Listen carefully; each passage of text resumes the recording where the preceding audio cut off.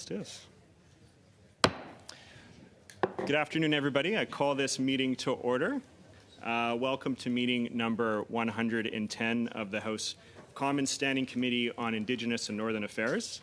I do want to start by recognizing that we meet on the ancestral and unceded territory of the Algonquin and Anishinaabe peoples, and to express gratitude that we're able to do this important work on lands they've stewarded since time immemorial.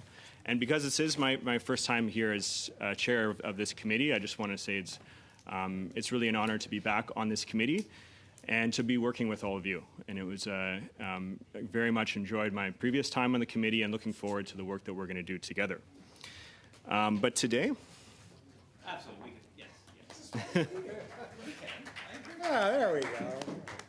And but today, pursuant to Standing Order 81-4, the committee is meeting to first study the main estimates for the fiscal year ending on March 31st, 2025, referred to the Standing Committee on Indigenous and Northern Affairs, the Canadian High Arctic Research Station Vote 1, Department of Crown Indigenous Relations and Northern Affairs Votes 1, 5, 10, and L15, and Department of Indigenous Services Vote 1, 5, and 10. But also before we begin, I would like to ask all members and other in-person participants to consult the cards on the table for guidelines to prevent audio feedback incidents. Please take note of the following preventative measures in place to protect the health and safety of all participants, including the interpreters. Only use the black approved earpiece. The former gray earpieces must no longer be used. Keep your earpiece away from all microphones at all times. When you are not using your earpiece, place it face down on the sticker placed on the table for this purpose. And I thank you all for your cooperation. So today's meeting is taking place in a hybrid format in accordance with the committee's routine motion concerning connection tests for witnesses. I'm informing the committee that all witnesses have completed the required connection tests in advance of the meeting. And just a reminder that taking photos is not permitted when the committee sits. So with that, I would like to welcome witnesses for our first panel today. The Honourable Gary Ananasangri, the Minister for Crown Indigenous Relations, and from the Department of Crown Indigenous Relations and Northern Affairs, Valerie Gideon, Deputy Minister, Martin Reher, Senior Assistant Deputy Minister, Treaties and Aboriginal Government, Garima Dwivedi, Assistant Deputy Minister, Resolution and Partnerships, Georgina Lloyd, Assistant Deputy Minister, Northern Affairs, Bruno Steinke, Senior Director, Consultation and Accommodation Unit, and Darlene Bess, Chief Finances, Results and Delivery Officer. So with that, I'll turn it over to our first witness here. Minister, you have the floor for 5 minutes.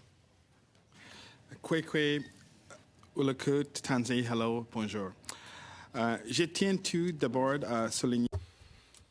I want to start by acknowledging that Canada's Parliament is located on the unceded traditional territory of the Anishinaabe Algonquin people. I'm glad to be back at this committee with my colleagues and departmental officials.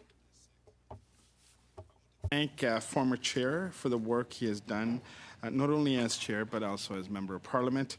And I want to congratulate you, Chair Patrick Weiler, and I want to look forward to seeing the work of this committee under your leadership. I will start by reiterating something I've said before. Reconciliation is not a destination. It's a multi-generational journey and requires a long-term commitment. That includes sustained and ongoing investments, which we'll talk about today through the main estimates. The Truth and Reconciliation Commission's 94 calls to action, including the recently passed National Council for Reconciliation Act, as well as the United Nations Declaration on the Rights of Indigenous Peoples Act, continue to support our journey toward an era of renewed relations with Indigenous peoples, one that is characterized by recognizing and supporting Indigenous peoples in advancing their goals and resolving historical injustices, including through financial settlements. Nous progressons sur la voie. We're gaining momentum down a future equitable path of hope and prosperity, and investments for Indigenous peoples announced in Budget 2024 will help us move forward on this path. Main estimates are the first step in the fiscal cycle and do not include funding from Budget 2024 investments. Those will happen through future estimates. This year, Surinac's main estimates total $10.9 billion, which reflects a net increase of $1.8 billion compared to last year. This increase is primarily attributed to a higher level of funding received for the settlement of claims and litigation. We can't undo the wrongs of the past, but we seek to address the harms that were caused by Canada's colonial legacy. This is key, in my opinion, to rebuilding trust in order to move forward on very important issues such as land being given back, agricultural benefits, advanced economic reconciliation by investing in Indigenous-led solutions.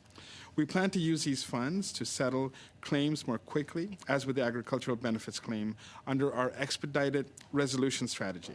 Last year alone, we settled 9 of these claims for a total settlement of $975.4 million for communities such as Pine Creek First Nation and English River First Nation.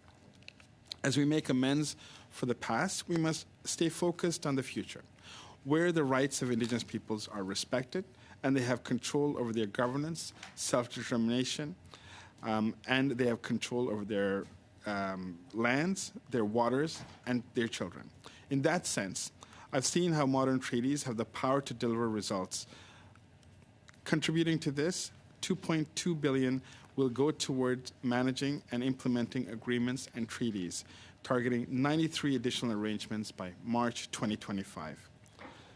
I think of the modern treaties we're hoping to sign in the very near future in British Columbia, which will tangibly make the life better for people in those communities.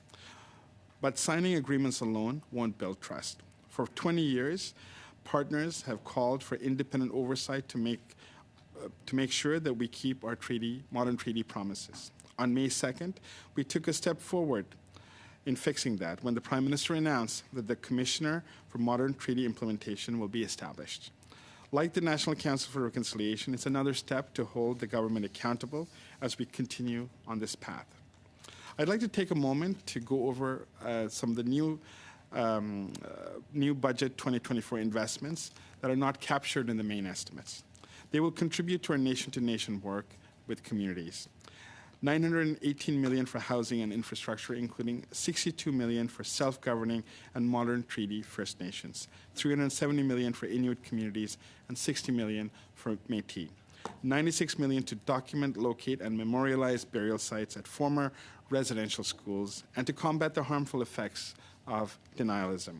Over $21 million for initiatives related to missing and murdered Indigenous women and girls, including the development of a red dress alert system. More than $12 million to empower Indigenous youth, meeting Call to Action 66.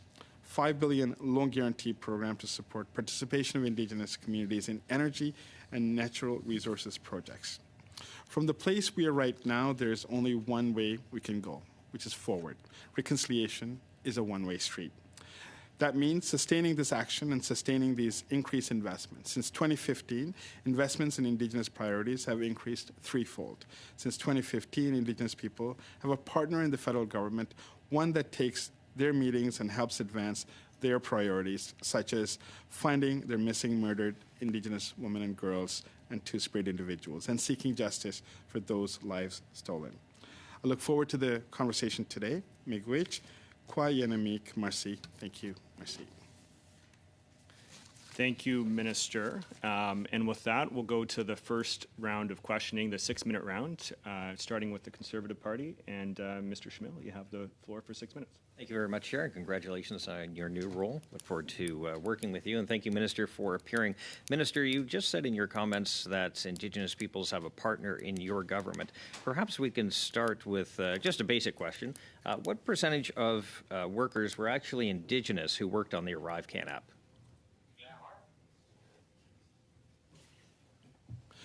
That's a very, very good question, and it's one that I'm not actually able to answer, Jamie. It's something that should be directed to Minister Hajdu. The answer is actually 0, unfortunately. Minister, with the settlements that your department has finalized, in particular, I can talk about the $40 billion for child welfare that was recently worked out through the courts and otherwise. $20 billion is specifically for compensation. Could you briefly explain to this committee what safeguards are in place to ensure that there are no non-Indigenous people looking to potentially access this compensation specifically meant for those victims? Again, Jamie, I will not be able to answer that question. That's something that should be directed to the Minister of Indigenous Services Canada. So your department isn't at least preparing some kind of safeguards that might be able to work with other departments to ensure that there are actually Indigenous peoples, the victims, that are getting this money? I can speak about other settlements in the context of child welfare. It's not something I'm able to answer. Okay. Now, what about, we can talk about some potential other settlements that have been made, but I'm guessing your answer is going to be the same? Well, no, I think I can speak about a number of other settlements. If something like McLean, I can answer. There's others that we're part of. So it depends on what the situation is. Well, I think the broader context is that we have seen through the ArriveCan scandal that there were supposed to be Indigenous peoples that were able to get some work from this and potentially businesses that were able to benefit. That unfortunately was not the case. I do have concerns based on what happened through the pandemic in CERB, the fraud that took place there. My concern now is that the victims that have waited way too long for the settlement might have to compete with non-Indigenous people that might see this large number and want to access some of it. So I was hoping that your department, given the fact that was involved somewhat in these settlements, that you would have the ability to at least put forward some kind of suggestions on safeguards to ensure that the money is going to the proper place, which is the victims. Look, I think that there are a number of settlements that we're involved with on an ongoing basis, and we have processes for that. So if there's a specific example that you want me to speak about, I can elaborate on that. But to your broader question about representation, is something that I'm very much in tune to. So even as we are now looking at future settlements that involve settlements administrators and council. This is a live conversation that I'm having with our department right now. I will note that very recently one of our colleagues wrote to me, Lori wrote to me about a very specific incident and issues around settlement, and there are definitely issues that we're looking at, but from a notion of representation, it is very critical to the work that we do, and whether it's on the administration side, whether it's legal counsel and legal representation, it's very important that we have Indigenous people who are very much part and parcel of those decisions that are made. Okay. Thank you. It's something Thank you, that we're Minister. very committed Thank you. Let's quickly jump over to C-53. It's a piece of legislation that had a bit of a bumpy ride through committee, hearing from arguments for and against it. Of course, now Métis Nation of Saskatchewan has broken away and is going to pursue their own path. Perhaps I guess my criticism was that what became evident was that I know you came in halfway through, you were kind of made minister as this process was already ongoing. I guess my concern, or I guess my critique, was it became very clear and very obvious that the government did not do its homework on this and ensure that proper consultation was done before that legislation was brought forward. Well, first of all, I want to thank the committee for the work on C-53. I know it was a very long study. The recognition of Métis rights is quite important, and it's one that as a government we're committed to moving forward on. With respect to C-53, it was legislation that was co-developed by the Métis Nations of Ontario, Alberta, and Saskatchewan. Extensive work and consultation went before the bill was actually presented to Parliament. The decision by the Alberta courts with respect to the Fort McKay Métis as well as the Métis Settlement General Council has given us a moment to pause.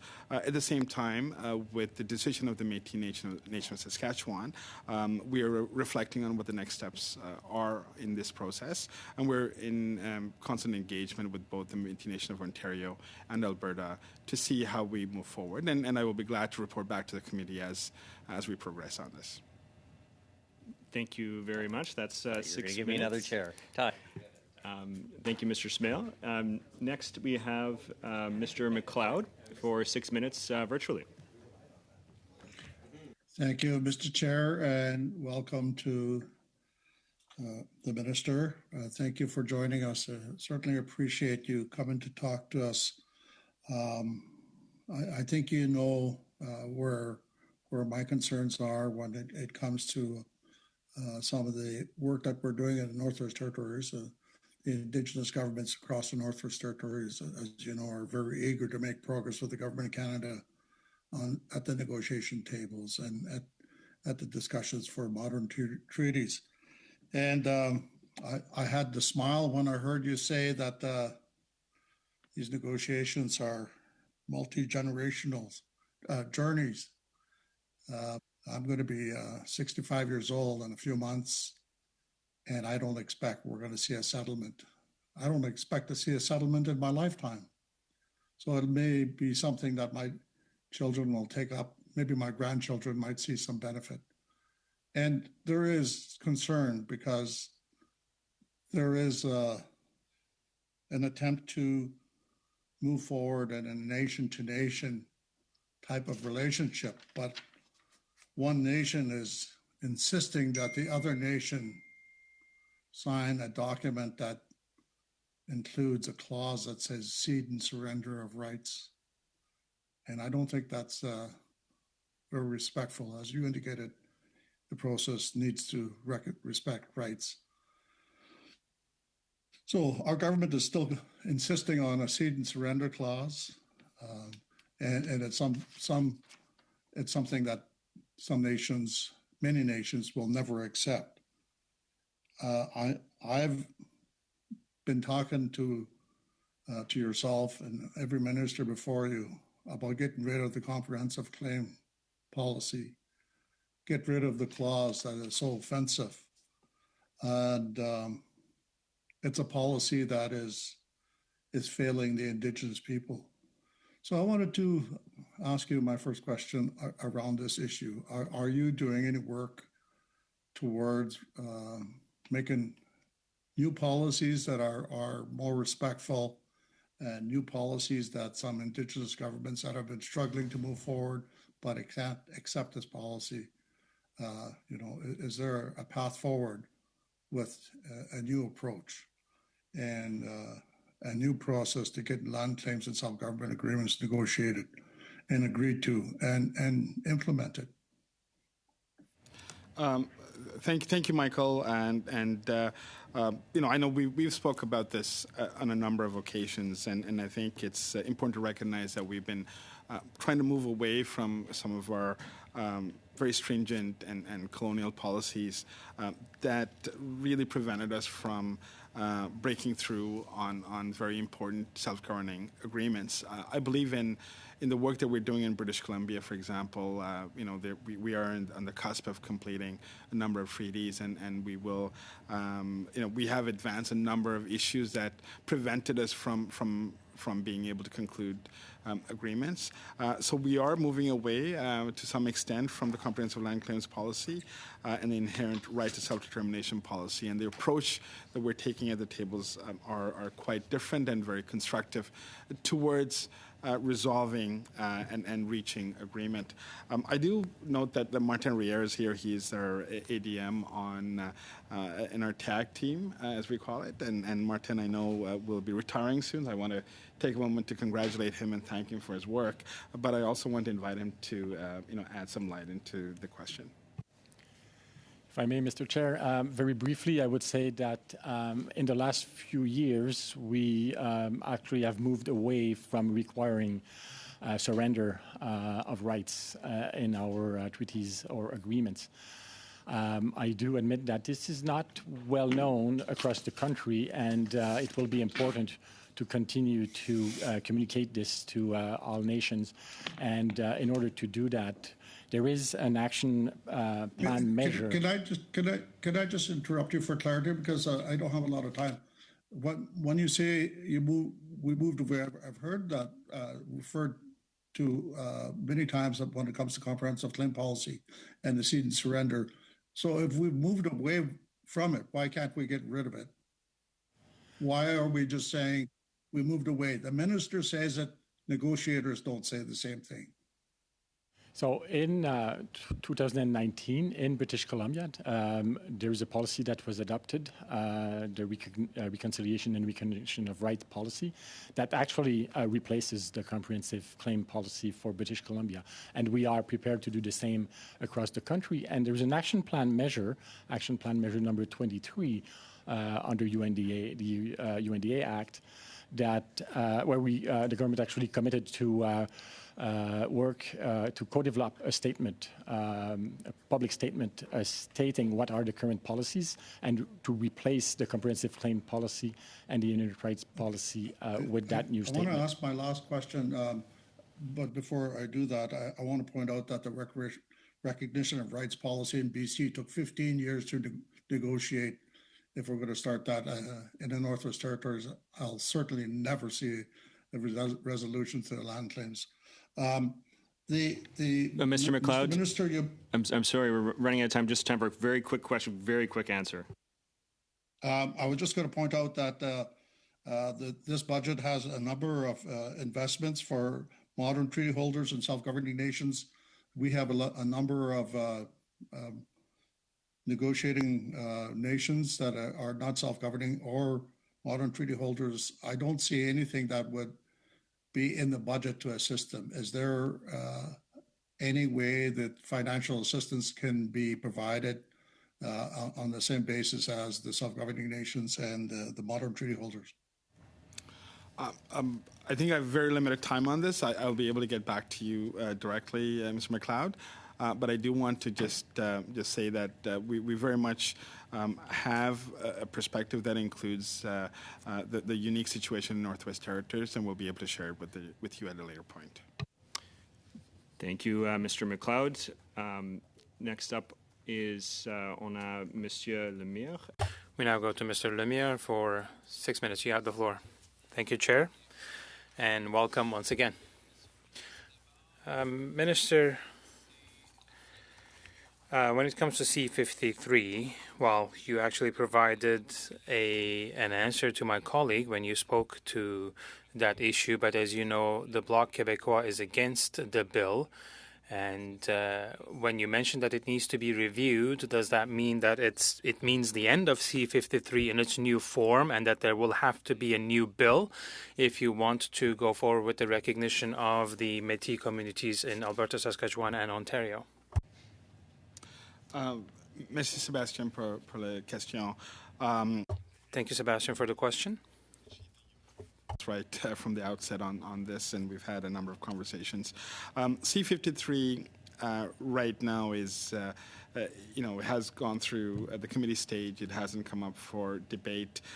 We are at a point pausing moving forward until we have concluded discussions with the Métis Nation of Alberta and Ontario. With respect to Saskatchewan, I think they've made a clear decision on a path for them. And I did meet with President McCallum, and we will continue discussions with the Métis Nation of Saskatchewan. I think it'll be premature for me to say what the next steps are until I have deeper conversations with the two parties that are still part of C-53. There are some technical issues, there's some legal issues, there's some legislative limitations, and I'm assessing all of them and getting the most informed information before we can advise where we go from here. Merci. Thank you. I'd like to ask a question about another topic about which we talked about previously, Chalk River. You know that there is contamination in the waters in that region, which was observed by Indigenous representatives in the region. Now, is that an alarm bell for you? Is there urgency from your government to take action because Indigenous peoples have not been consulted for the implementation of this nuclear waste management facility, and now we're seeing consequences in drinking water, and it looks like there are some aspects of this that could be taken into account, an international aspect, for instance, to make sure that our water quality is up to snuff, because it can even affect the waters here in the National Capital Region. So what is going on your end? Does that ring an alarm bell to protect biodiversity in our waters and affecting lands in this region? Thank you once again. Look, with respect to decisions that are made by independent government agencies, one of the things that I'm trying to do as minister is to have a greater clarity on what engagement, consultation, co-development actually mean in real life. I think there's different interpretations, and there's also different expectations from First Nations communities who, in this particular case, are impacted.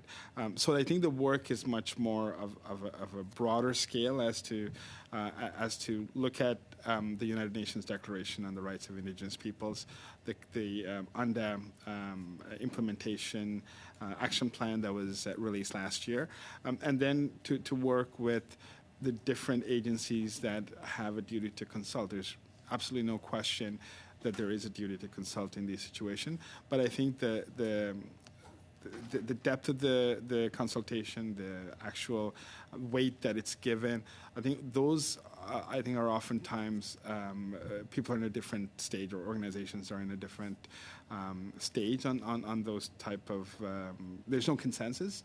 And I think what I'm trying to do and with the department is to be able to have a broader conversation where there's some alignment, and also an alignment with the expectations of First Nations, Inuit and Métis, and to have a co-developed strategy that can be applied everywhere. Now, that's not going to happen overnight.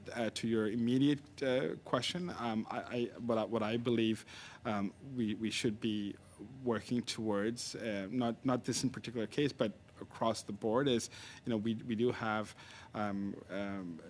direct cleanup of contaminated sites that both our department as well as through Northern Affairs are working on. So we have, for example, the giant mines in Northwest Territories, which is probably our largest cleanup project, but there's many other smaller ones across Canada that speaks to past projects where there's contamination and there's a need for cleanup. So we do have a robust program that does look at individual sites and see how the cleanup can take place, and we're in fact in the process of cleaning up. Now, after the fact, it's not ideal. We don't want to do that. We want to be able to do it proactively, and that's the work that I think we still need to do.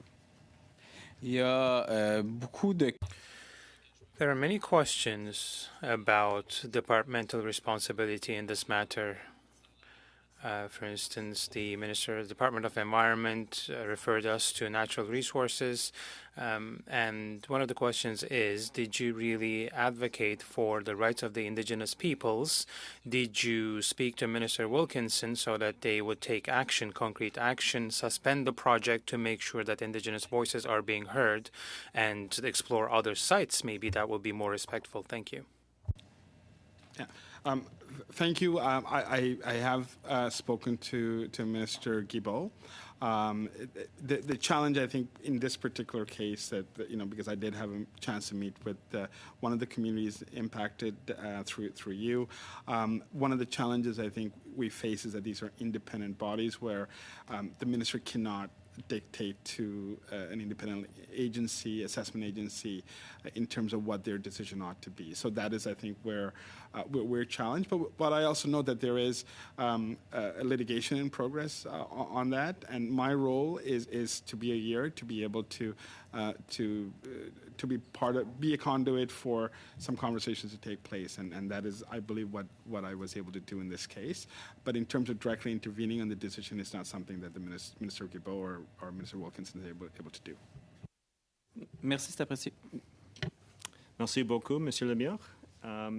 Thank you, Mr. Lemire.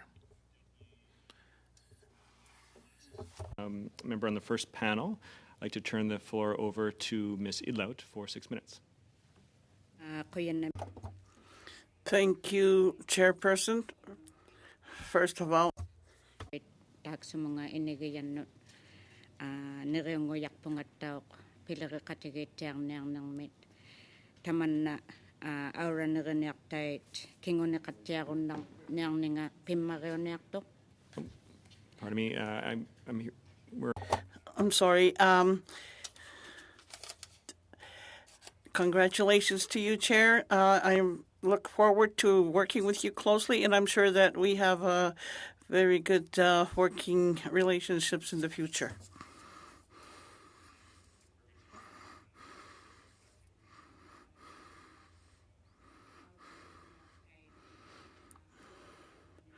Yes, you have a very important task ahead of you. And before you sat in that chair, we were shown by comments of others that who stated that Indigenous peoples of Canada are very important people, and I'm sure you will be on board with us. And we will be making many changes. So you have a very important role here, and we want to work closely with you. As representatives of Indigenous peoples, we need transparent responses, and it's sometimes all our questions don't get answers, or we don't get the answers we're seeking. But I am pretty sure that we will move forward smoothly from here on. To you, Mr. Anasandari, thank you for being here, and your staff are here as well. You are a minister, and I respect you as a minister. And I'm sure you will do your best to do a good job. First question I have towards you is that there was a letter by Yellowhead Institute stating that Truth and Reconciliation Commission wrote an article that everything that has been brought forth to the Truth and Reconciliation so far will take 58 years. All the recommendations will take up to 58 years because there are so many parts to it. As of now, you have achieved 80% of the tasks or recommendations that were put forth. Can you explain to us how you came to estimate this 80% achievement of goals? Thank you, and I want to just acknowledge the work that you do and the great respect I have for you. The 80% is I think sometimes misconstrued. It is 80% of items that are exclusively in the federal jurisdiction, or that are and that's not concluded work. That is work that is either concluded or have started. So it's in fact not quite 80%. So it is, in many cases they would have started. So for example, if we look at child welfare as an example, child welfare is an area we have moved significantly on. We have, Bill 92 was passed. We had a court challenge to it. We have 7 agreements that have concluded. And we have a number of others that we're working on towards establishing child welfare agreements with other nations. But it is certainly something that is in progress. It is not completed. Same thing with, missing and murdered Indigenous women and girls, for example. So it is one of the calls to action was that we call an inquiry and we address the issues. The inquiry was called in 2017. There's 231 recommendations, calls for justice that came about. We have started much of the work, but there's still a long way to go. So I do think that, I'm not sure where the 58-year mark comes from, but a lot of the work that we are doing sometimes will take generations, and I don't think it's clear that we can do this, in a few years. Like languages, for example, languages that took, hundreds of years to lose cannot be undone overnight, and I think that's. To me, that's part of the frustration as well, because the path that we're on, I think it's on the right path. There's constructive things that have taken place and are continuing to take place. But the destination will not be easy, because even on, we can name the issue, we know that there's more work to do. How much time do I have? 40 seconds. Oh, okay. Thank you. If you may send me a response later. Now I want to talk about contaminated sites. I have heard from current events that in Iqaluit, just past Joe Haven, there are some sites that have not yet been cleaned up, and inquiries have been made to the federal government, who in return responded to us that they are not able to clean up those sites. Are you able to respond to that now or later? Examples, we can, we'll be able to follow up on that, yeah. Thank you very much, Ms. Idlout. With that, we're going to our second round of questioning, and just looking at the time here, we're going to be a little bit short, so I'm going to propose to do 3.5 minutes each for the Conservatives and the Liberals, and then 2 minutes for the Bloc and the NDP in this round. And up first, I have Mr. Melillo for 3.5 minutes. Thank you, Mr. Chair. Great to see you in the chair. Thank you, Minister, for being here today. You spoke in your opening remarks, Minister, about the increase in spending in the estimates, and I would note that there has been lots of spending through your department as well as Indigenous Services Canada, and I certainly take no issue with that on the face of it. However, I want to turn your attention to a PBO report, Research and Comparative Analysis of CERNAC and ISC, and it has found that both your department and Indigenous Services, despite this dramatic increase in funding, it has not led to an equal increase in the results and the ability of your department to reach its goals. So maybe just to start with that, Minister, is that report concerning to you? Look, we are about obtaining results, right? And I think in terms of closing the gap, if we look at closing the gap as probably one of the major goals of the work of our government collectively, whether it's ISC or us, it is what we want to achieve. It is closing the gap on education, on child welfare, on outcomes. But the work that... But specifically, Minister, could I ask, is it concerning to see the report that despite the spending, it is not leading to that increase in the ability for you and your department to achieve its results? Well, I think there's I would hope it would be concerning to you. There's some explanations on that, right? Because it's not simply, for me to say it's concerning or not. I think if you need to look deeper into the work that we do. So if you look at, correcting or redressing past harms, we have substantial expenses. Agriculture benefits in last year, we concluded 9 of them, just under $1 billion, primarily in the prairies, that are part of failures of governments on respecting cows and plows commitments. Robinson Huron is a settlement, unprecedented settlement of $5 billion from the federal government and another $5 billion from the provincial government. Now, those are not necessarily about closing the gap. Those are about redressing past wrongs. So a lot of the work that CERNAC does is about redressing past harms. And unfortunately, thank you, Minister. And I don't mean to cut you off, but sure. I'm sure you heard I have quite limited time on this. So Minister, given what we know and I appreciate your answer, but given when we know that the spending is not going where it needs to go, can you name one or two examples, some tangible steps you've taken since you've become the minister to address this, to ensure that the dollars that are flowing from your department are actually going to the nations and the programs that are relying on it?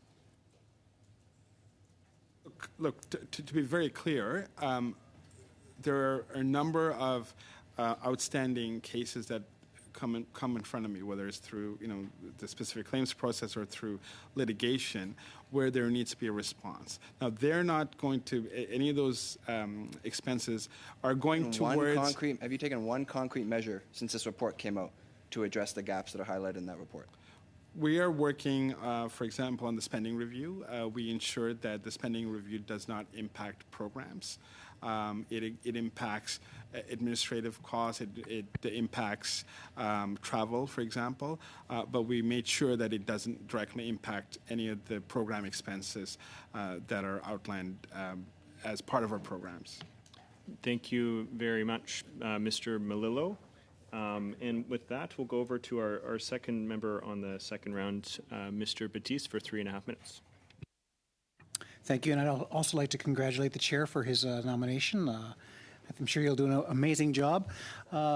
Minister, I know that a lot of the discussion that we've been having revolves around truth and reconciliation. We have a national day of truth and reconciliation as a country, but that hasn't stopped a lot of individuals from saying that the residential schools either did not exist or they didn't have as harmful as an impact out there.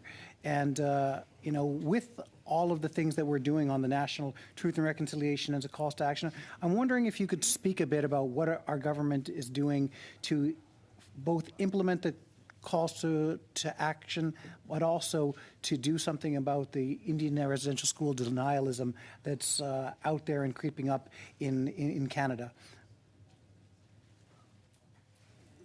Thank you, Jaime. And this is something that's increasingly worrisome because we hear it.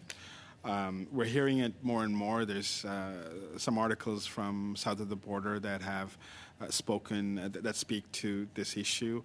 Residential school denialism is deeply hurtful, re-traumatizing, and I think really impacts communities who have been impacted, and individual survivors and family members of survivors or those who have passed on.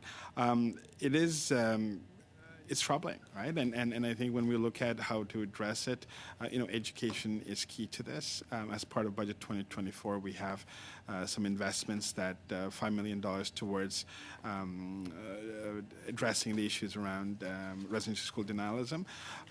For us, I think the bigger work is to make sure that we support communities on their search, on their journey, on their healing, which will look to how they want to do the search. What is the result they're looking for? Are they prepared to exhume the body? The range of questions I think every community is going through, and how they want to move forward, and that's the support that we do. That is we're here as a supporting partner, and really enable ensure that there's self-determination by communities to address it in their community level. On a personal note, I mean, this particular issue I think is close to criminal behavior, one that probably should require a criminal code amendment at some point. It's not something that I think we can tolerate as a society because of the impact it has and the re-traumatization it has towards those who are directly impacted by residential schools. Thank you, Minister.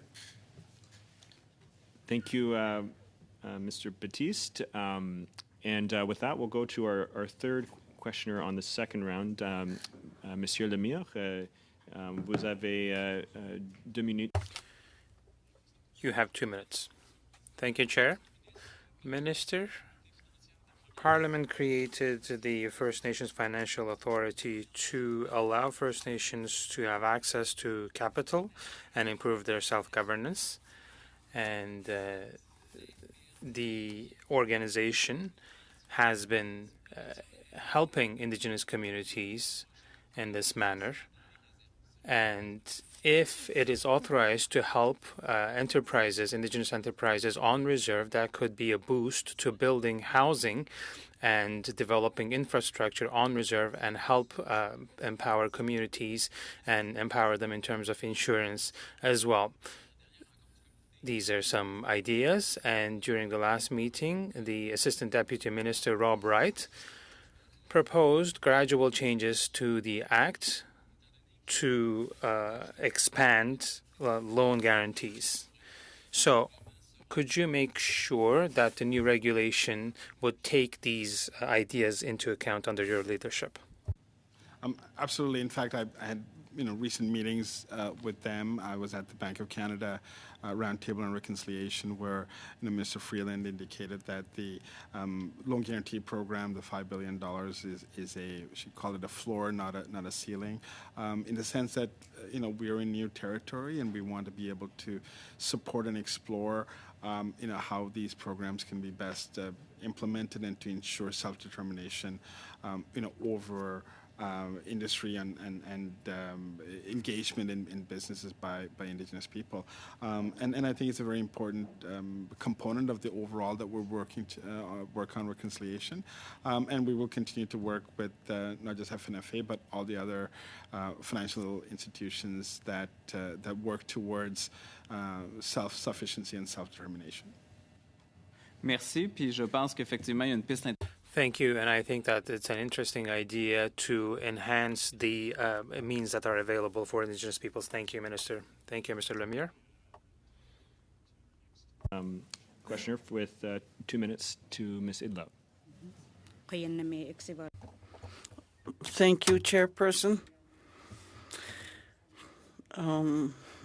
Reconciliation is often mentioned, and it is only through communications with other nations, such as First Nations, although they have signed agreements with the federal government, who have stated that the agreement will help the reconciliation move forward, but this has become an obstacle. Like for instance, I had a meeting with Sunchild First Nations. Their school has been renovated for a long time now. Now, this has prevented the bilateral agreement to process successfully. Now, have you drafted? I think this agreement should be amended. And have you discussed any possible amendments to this bilateral agreement? No, I don't believe so. And Martin, I don't know if you want to answer that, but this is something we can again come back to you on, because I don't believe this is something that's come my way, and I think Martin's office. So sorry, maybe my question wasn't interpreted correctly. I was asking if you could inform us about how bilateral agreements are designed or how they're written, kind of generally, considering reconciliation, because they seem to become obstacles for First Nations as opposed to making improvements. Look, on all of our practices, we're on a path towards decolonization. And I think the challenge we still have is that many of our structures are deeply colonial and deeply paternalistic, and with the things that I think we were talking about earlier about final releases and so on. I think we're in a state right now where agreements are much more iterative. So they evolve as the needs change. They also evolve as our broader thinking changes. So the modern treaties, for example, in British Columbia, a lot of the language that we have, a lot of the things that we're incorporating are quite different than something we would have done 10 years ago, because we are advancing our understanding, and also I think we're coming from a different place now than we were a decade or two ago, and that is where.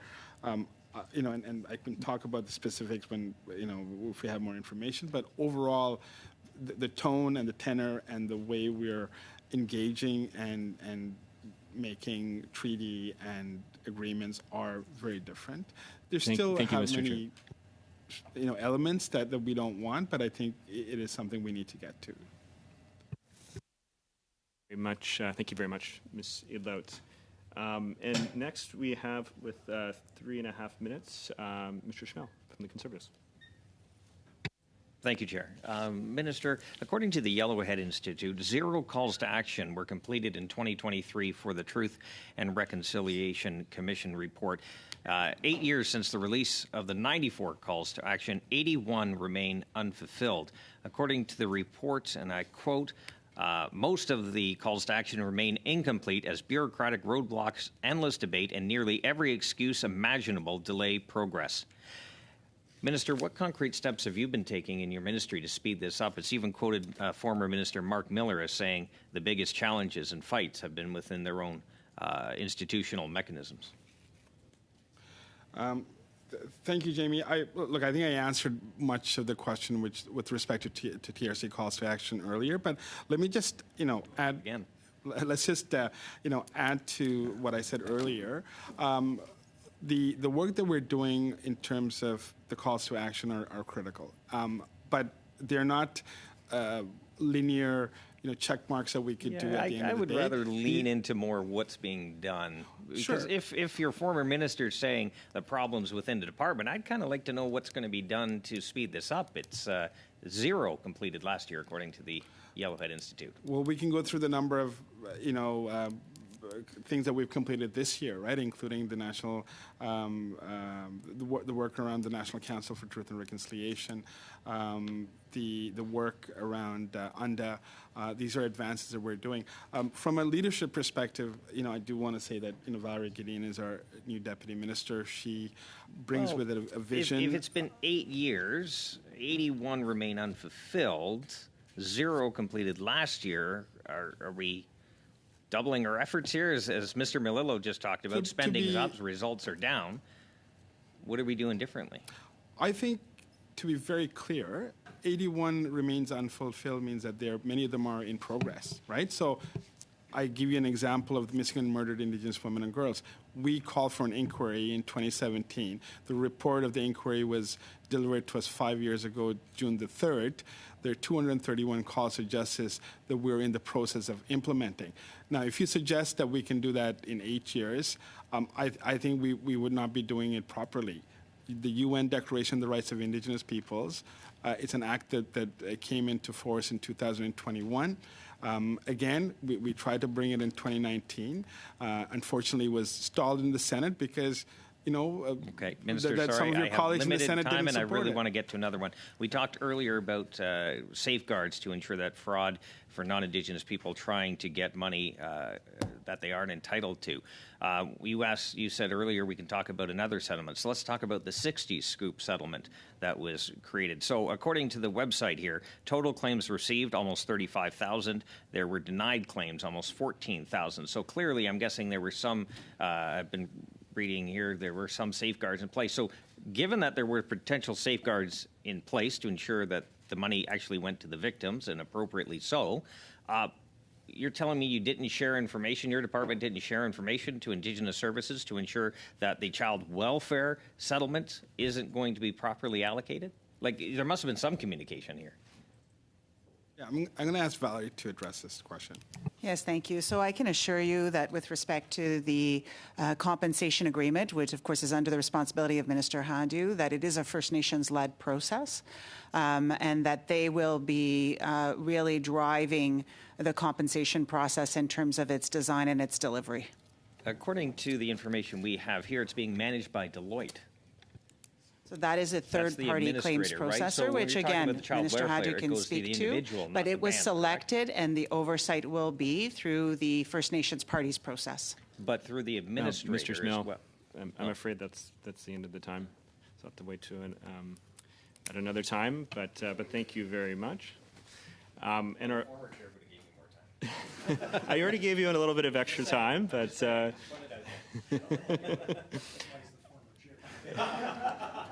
You can also ask me a question in the House, Jamie. But with that, I want to turn it over to our last round of questions to Mr. Carr for 3.5 minutes. Thanks very much, Mr. Chair. Minister, I'd like to ask you a more open-ended question. I know we have a new, more progressive government in my home province of Manitoba that has been working quite collaboratively with our government on a variety of files, but perhaps none more important than that with which you are preoccupied, and of course, and extending to Ministers Vandal and Hajdu as well. Can you talk a little bit about the relationship that has developed between yourself, your department, and your counterparts in Manitoba as we work collectively to improve the livelihoods of Indigenous people in my home province of Manitoba? Thank you, Ben, and I really do appreciate the question. Province of Manitoba, under the premiership of Wab Kinew, has become a remarkable partner for us. There's been a number of major things that we've been working on, and I think the Prairie Green landfill is probably one of the most profound issues and one of the most difficult issues that I've had to deal with. And as we, look at the families who are impacted and the young people that have been advocating for search, Premier Kinew has been a good partner, and we're working with him as well as Minister Fontaine towards the search, and it's something that we both committed to. Recently, we announced the pilot of the Red Dress Alert, which was, again, one of the budget items in 2024. And Manitoba, just given the history, just given that Manitoba is one of the epicenters of this crisis, is the appropriate partner to be piloting a Red Dress Alert on the work that we're doing towards Red Dress implementation. Last February, as part of the work around MMIWG, we had the second Indigenous Provincial Federal Territorial meeting on missing and murdered Indigenous women, girls, and Two-Spirit individuals, and Mr. Fontaine was one of the co-chairs. So we believe that we have very important partnerships. Look, in many cases, without the provinces being an essential partner, we cannot move forward. And I give you the example of the Robinson-Huron settlement with the province of Ontario. We have some very important work that we're doing with the province of British Columbia, some of the territories, including Yukon and Nunavut, as well as Northwest Territories. Federal government cannot do it alone, and it does require essential partners in our provincial territorial bodies that can rise to the occasion, and I believe that Manitoba is in that state right now. Thanks very much, Minister. I do appreciate your leadership on this file, as well as that of Ministers Hajdu and Vandal. I know when I speak with colleagues in Manitoba that there is a noticeable change in the relationship and the desire to accomplish things on behalf of Manitobans, inclusive of Indigenous communities, of course. Mr. Chair, if I do have any time left, I'll cede it back to the committee. Thank you. Thank you very much, Mr. Carr. And with that concludes our second round. And that's our second round. It's our second round. But I also want to thank Minister Anasangri for coming today to appear on estimates, and I want to thank all of our officials for being here as well. And okay. Look, I know this is Martin's probably last appearance, so I do want to take a moment to, acknowledge the extraordinary work that he has done in the civil service. I think 30-something years as a lawyer and as essentially our chief negotiator on many of our files, and he's been an extraordinary leader. And thank you, Martin, for everything you've done. So, thank you.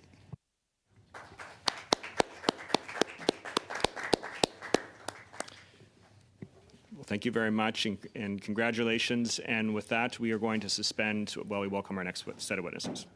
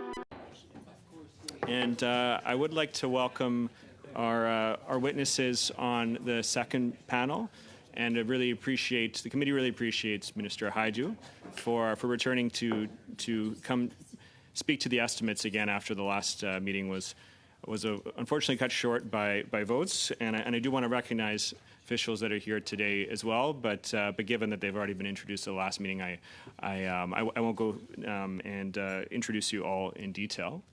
And Minister, given that you have given introductory remarks before, we will be jumping right into the rounds of questioning. Sure. Mr. Melillo? Thank you, Mr. Chair. Just on a quick point of order, the committee did pass a motion unanimously inviting Minister Haidoo back for an additional hour. I understand she's only scheduled for half an hour, but I'd like to invite her to stay for the full hour if possible. Okay. Mr. Batiste, on the same point of order? Yeah, I'm pretty sure the discussion point on that was that since they had already done a half hour, that they would come back, they would not give any opening comments, that we'd go straight into questions, and we'd do 30 minutes with Minister Haidoo and 30 minutes with Vandal, and then we would go to the Indian Tax Commission, was my understanding of what we all decided. Ms. Sidla, on the same point of order. I also want to say that I agree. I also remember what Mr. Bati just said,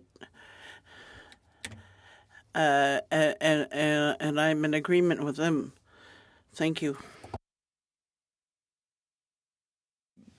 Thank you, Ms. Sidlout. And what my understanding was what was decided on Monday is we agreed that we would have 30 minutes both with Minister Haidoo and both with Minister Vandal, but they would be separate, and then we can focus all the questions on each individual minister. So that's why we moved ahead as we did. And so maybe with that, Mr. Melillo, I would like to turn the floor over to you for a full first round of questions for 6 minutes. Okay. Thank you, Mr. Chair. I appreciate that. Minister, it's good to see you back. I understand you had to bail early on the last meeting to catch a flight. I won't dispute that, but it's good that you came back so that we could pick up where we left off. Minister, I would like to ask you about the situation in Grassy Narrows First Nation, which of course you know full well. Minister, your government has been in office now for 9 years. It has been 7 years since a mercury treatment center was promised to the people of Grassy Narrows First Nation, and we have seen no action since. So on behalf of the people of Grassy Narrows and folks across northwestern Ontario, where have you been on this for the last 7 years? Well, thank you very much, Mr. Melillo, for asking a question about Grassy Narrows. I certainly hope that you'll ask a question about the many First Nations in your riding in the House of Commons, because it is important they have a voice and an advocate as a member of Parliament. And I would ask you, have you met with Chief Turtle? Have you spoken with Chief Turtle? You know, Minister, you'll have plenty of time to ask questions if you're able to keep your seat after the next election in opposition. I have met with Chief Turtle. In fact, that was the first thing I did after I was elected. I've continued to keep that relationship going, and I've been in contact with him very frequently. But you see, Mr. Chair, a direct question to the minister, and she is trying to deflect and distract immediately. 9 years that they've been in power. 9 years. 7 years ago, a mercury treatment center was promised to the people of Grassy Narrows First Nation, and we have seen nothing since. Nothing. In fact, this year, Chief Turtle was quoted in a CBC article, not a particularly conservative media outlet, I would add. Chief Turtle said, and he said it the best, if they were acting urgently, it should have been done already. How long does it take? How long does it take, Minister? Well, thank you again, Mr. Melillo. The reason I asked the question is because if you had spoken with Chief Turtle recently, you would know that he's extremely excited about getting started on the Mercury Treatment Centre. And of course, we've worked really closely with the community on the many stages, from feasibility to engineering studies, to make sure that it meets the needs of the community. And I look forward to continuing to support Grassy Narrows unlike the previous Conservative government who didn't speak with Mr. Turtle or other chiefs of Grassy Narrows for a decade. And so we're looking forward 9 to years this you've work. been in power, Minister. We're looking forward to ensuring 9 also years. that Grassy Narrows and the water that continues to poison the food supply of Grassy Narrows is protected. 9 years, Mr. Chair. And again, 7 years ago, this treatment center was promised. And now they're saying, okay, it's coming. It's just around the corner. There's excitement about it. Well, we'll believe it when we see it, because we've been here before. Year after year, budget after budget, this government talks a good game, and then when it comes time to put money where their mouth is, they don't show up. They talk about the money that they allocate. Well, it's one thing to allocate funds. It's another thing to follow through. And we've seen the minister, again, immediately try to deflect and distract from the questions. So I'd like to ask her directly, does she take responsibility for this lack of action? Well, I'm really excited that you're so excited about the health and wellness of the members of Grassy Narrows, because you have an opportunity actually to ensure that this kind of poisoning never happens again. You do know that BLC 61 is on the schedule to be debated again It's about next time. week. It's about time, Minister. In fact, You like to blame Conservatives in fact, for let me blocking tell you it, and what- your party has not brought it forward. In fact, you let could me have brought tell it you- forward months ago. Let me tell you what Months ago you could Indigenous have. people said about the Harper Mr. Air Chair, this Water is my time. I'd like to legislation. ask In another fact, it question. said Thank you, that- Minister. Thank you, Minister. Thank you. I appreciate your lack of response, but being here nonetheless. So I'd like to ask about a different question, different topic, Minister, since we're clearly not going to get anywhere on this. So Indigenous Services Canada has an MOU with the Indian Resource Council to co-manage Indian Oil and Gas Canada. Now, this organization is hoping to meet with you, Minister, meet with your department in terms of ensuring that a new executive director can be appointed and put in place, and they've been unable to do so. Minister, I'd like to offer you the opportunity to comment on why you have been ignoring these requests to meet on this very important position. Well, thank you again for the question, and I'll say that that organization is incredibly important to many Indigenous First Nations, and so I'm going to turn to Keith Kahn to speak about the Indian Oil and Gas Commission. Thank you for the question. So I'm Keith Kahn, ADM of Lands and Environment, Economic Development, excuse me. So we're working closely with the Indian Resource Council. I was part of the selection board, and it was represented by the Indian Resource Council chiefs. They made a recommendation for the new CEO of Indian Oil and Gas, and the Deputy Minister has accepted the recommendation. So we're just about to issue a letter of offer. And so it's in play as we speak, and he's supposed to be starting next week. So, and was well received by the Indian Resource Council. So thank you for the question. If I have enough time to get another question and answer, so thank you, Mr. Chair.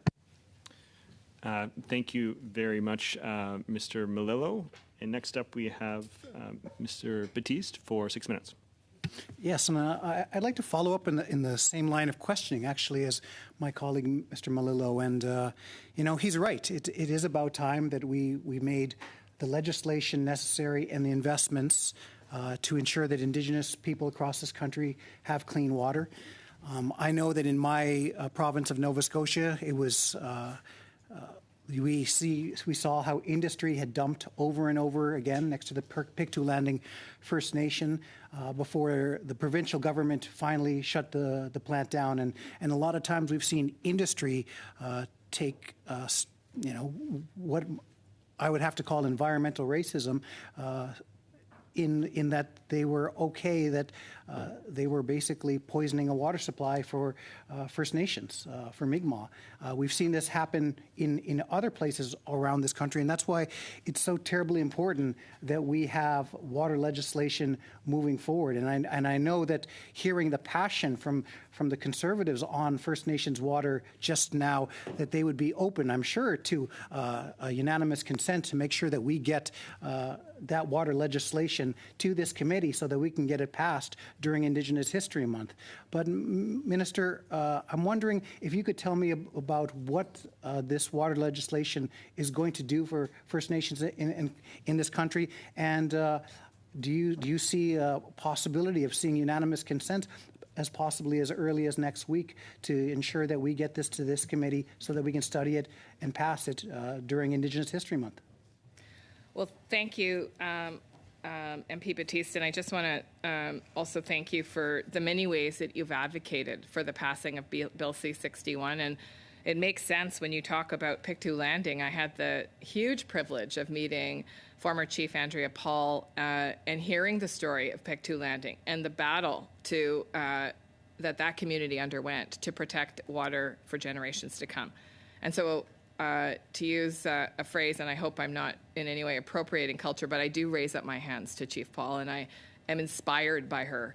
In fact, I met her early on as we were on this journey, and she was one of the voices that said we had to move quickly, and we had to make sure that there are no more situations like Pictou Landing. And there are many situations. Grassy Narrows is sadly in the news again as a result of ongoing mercurial accumulation in fish and in the ways it affects the people. There have been terrible leaking of tar sands in in 2 Cree nations, Mikisew and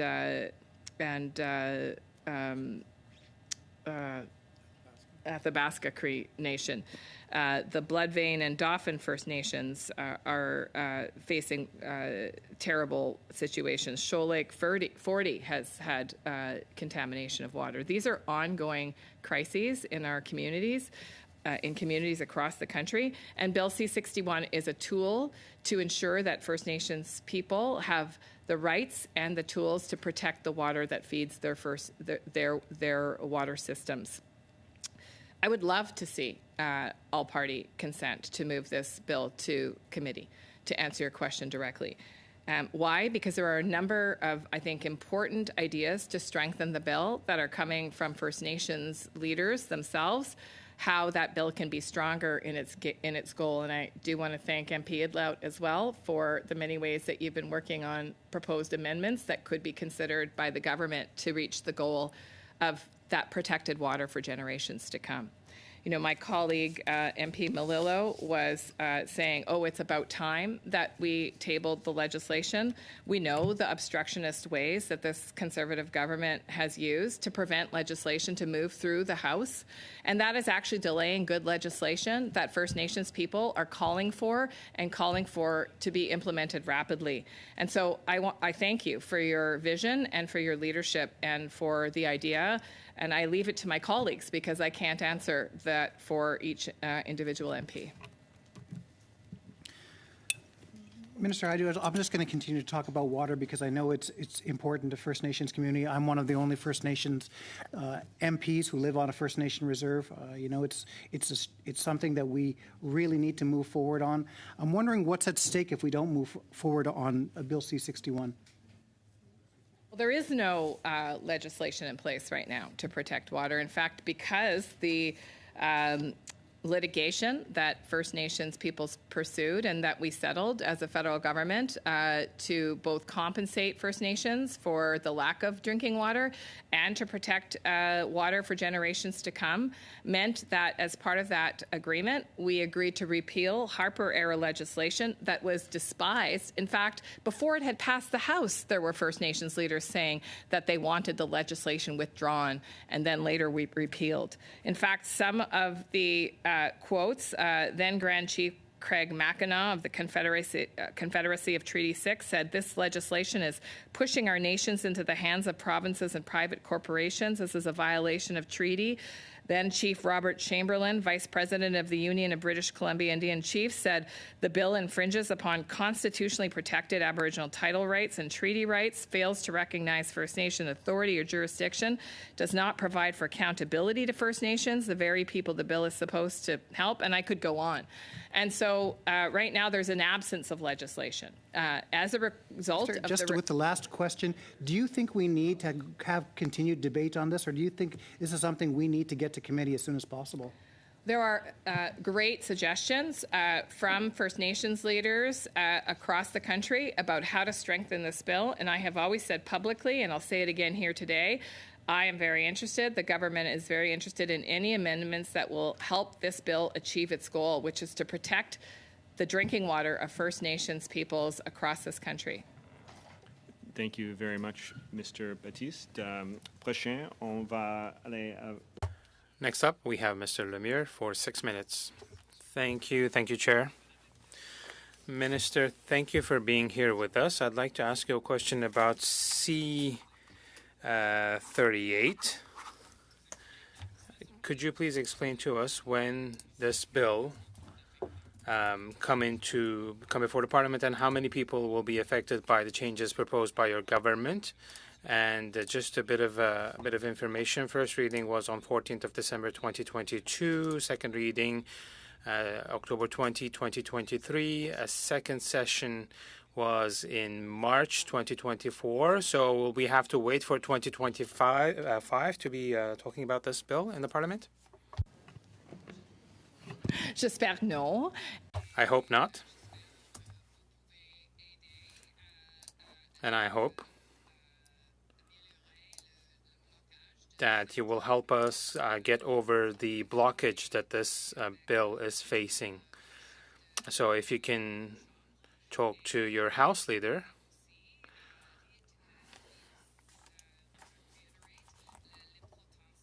and I will reiterate the importance of this bill on my end as well. Well, I'm doing it here, reiterating the importance of this bill for Indigenous communities, specifically in our region. It's a bill that's very much requested by the people. I'll pass the message on, but the leadership, well, I mean, there's more of that on your side than on ours. So second question, does your department have data on the composition of tribal councils or the band councils, especially in Quebec or in other provinces? Would it be possible to provide this information to Indigenous communities, especially the number of women who occupy important positions after years of not being able to take part on these systems? Je ne sais pas. I don't know. But I will have to ask the question to my team. I don't have the answer right now. Merci. Ben, c'est un enjeu évident. Thank you. It's about sharing this data publicly and openly, and it can make a difference. Again, in the same vein of transparency and open data, Law 79 was adopted in Quebec. That is about searching for Indigenous children who were killed or or assassinated. And Minister Lafrenière made comments on that law and on some searches that are being conducted. And we need data from federal institutions.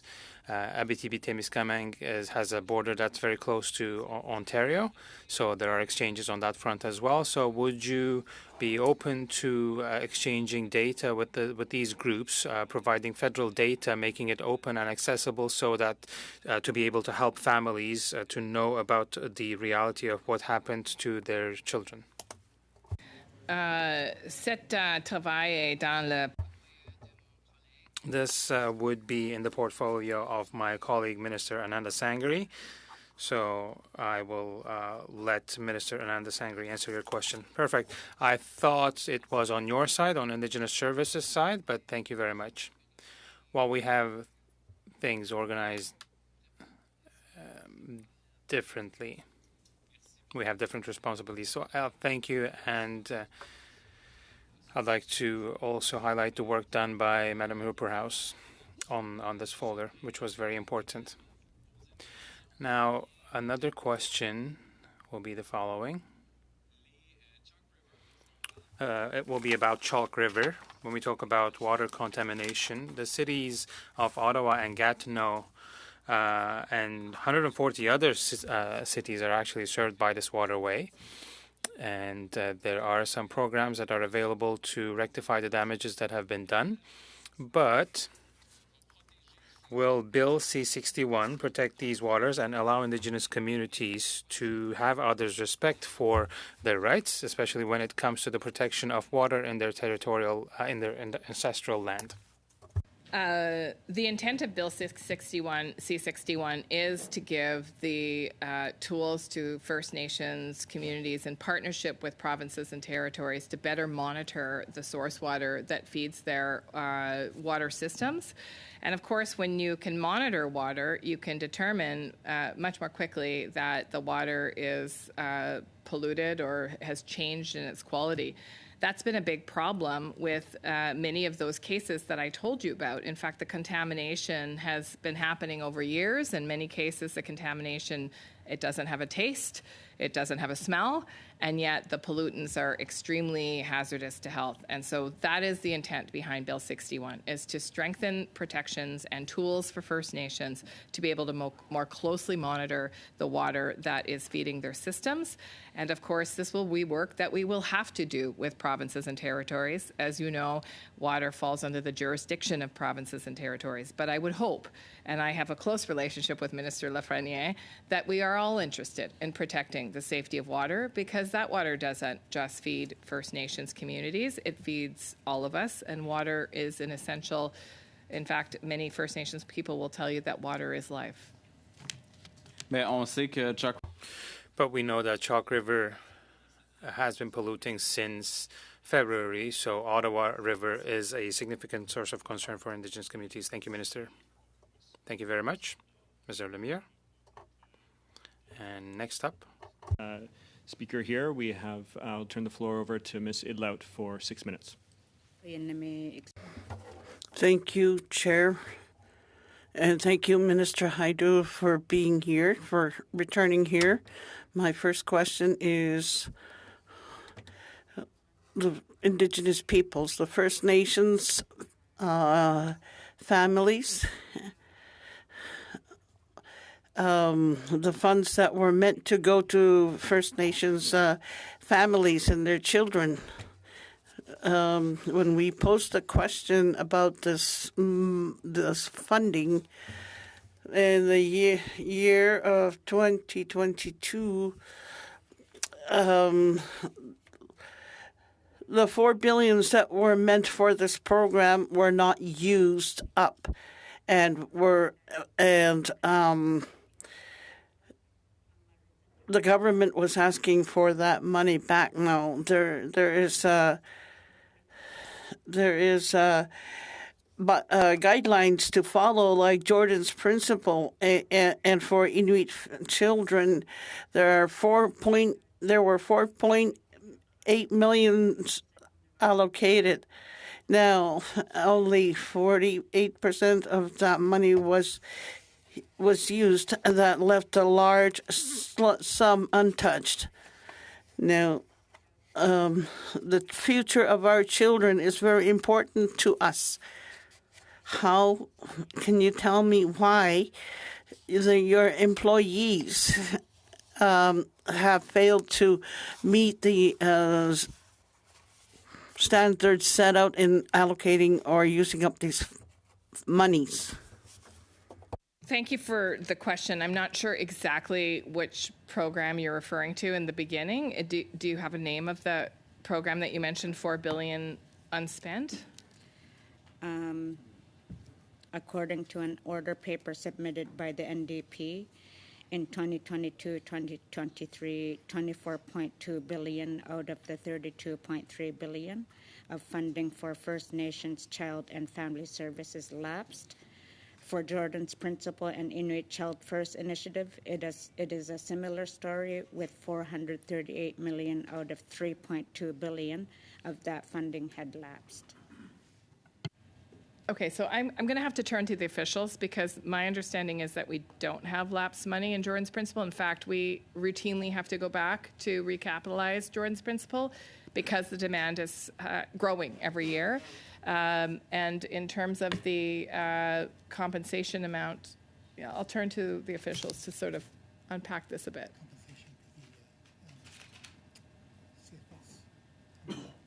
Okay.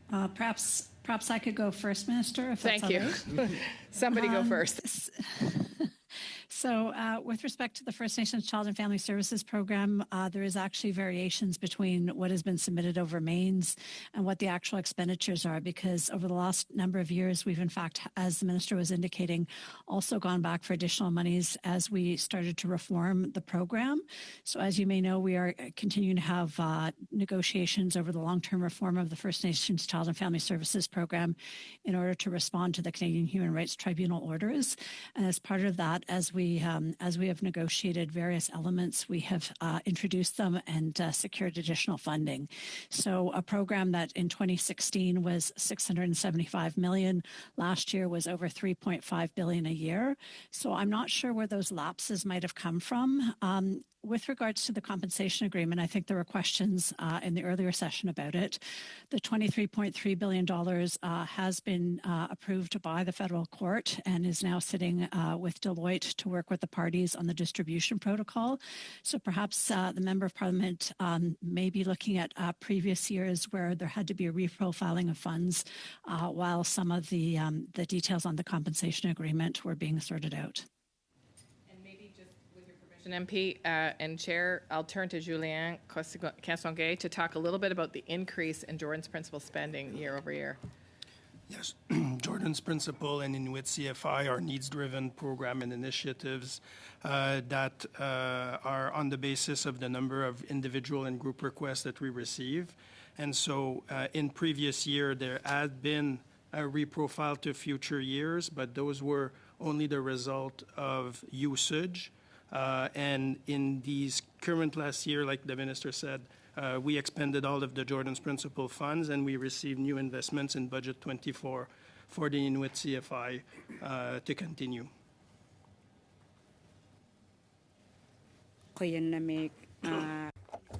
Thank you. It has been reported to me that these so-called order papers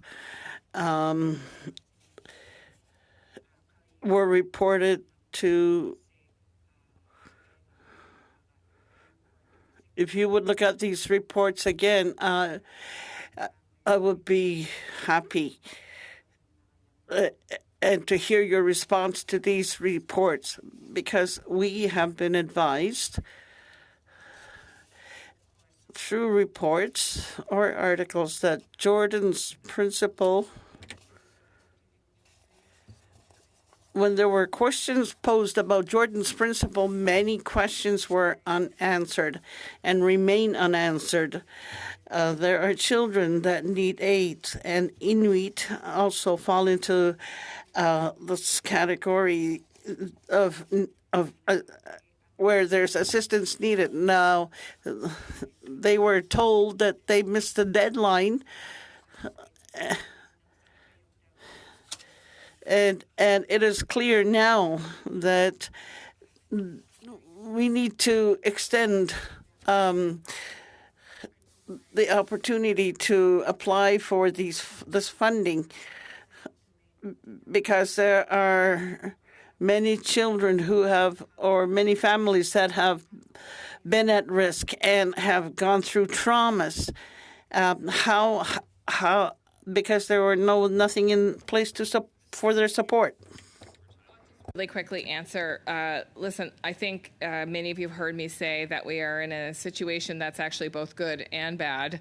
The good news is that people are, First Nations people and groups are actually applying for and getting Jordan's Principle funding, which means more kids than ever are getting care. And that care spans from things like dental care to vision care to supports for learning to social supports to supports for people with severe illness that need to be supported closer to home, which is the root of why Jordan's Principle exists. The challenging part is that the demands have increased at such an exponential rate that we are now, as you know, as a department, working on efficiencies to make sure that both people get service in time, that we understand exactly what urgent service is versus service that can unfold over time. Secondly, that we are able to be efficient with the service providers who who often are billing the government of Canada for things like speech pathology and other kinds of services. Julianne, do you want to speak a little bit? I didn't understand that there was a deadline, and I don't think there is, so I want to make sure that I'm right with Julianne Castonguay. Yes, I believe you might be referring to the fact that the initial Inuit Child First Initiative investment in budget 2018 was for a 5-year period. In budget 24, it was extended for an additional year, and funding was confirmed for this fiscal year as we continue working with ITK and Inuit Treaty Organization on the design for the long-term approach to Inuit CFI and their desire to move forward in a shared responsibility model. Thank you very much, Ms. Idlout. And that concludes our second panel. And I do want to thank Minister Hajdu and officials from Indigenous Services Canada for not just coming to committee today, but coming to committee twice to speak on the estimates. And with that, we are going to suspend as we prepare for our third panel.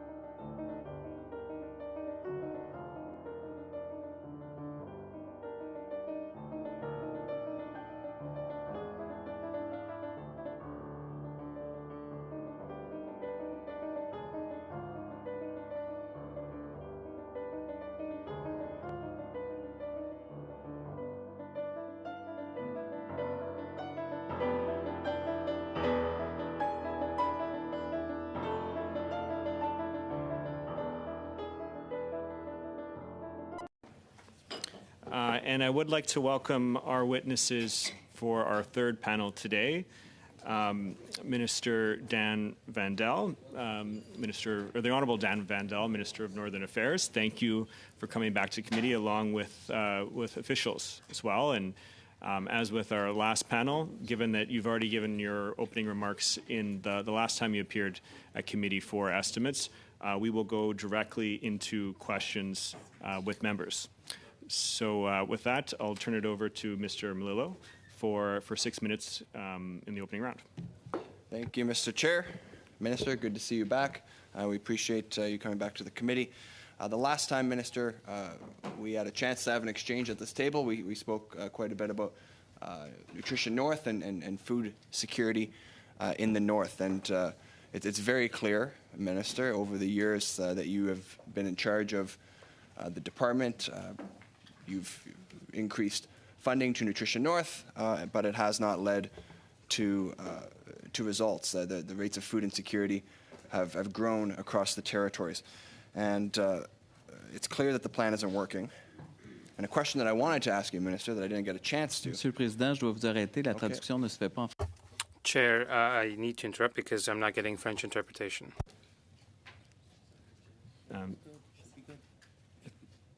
Maybe Mr. Melillo, if you could just talk Merci a little beaucoup. bit. Hello, I'm Eric Fonction? Melillo. Okay. Good. Okay. Continue. Thank you.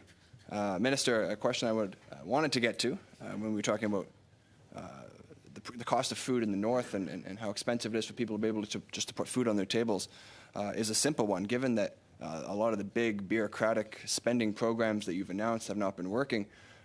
Why don't you look to a simple solution like our party has brought forward, the carbon tax, to bring down the cost of food for people across the North?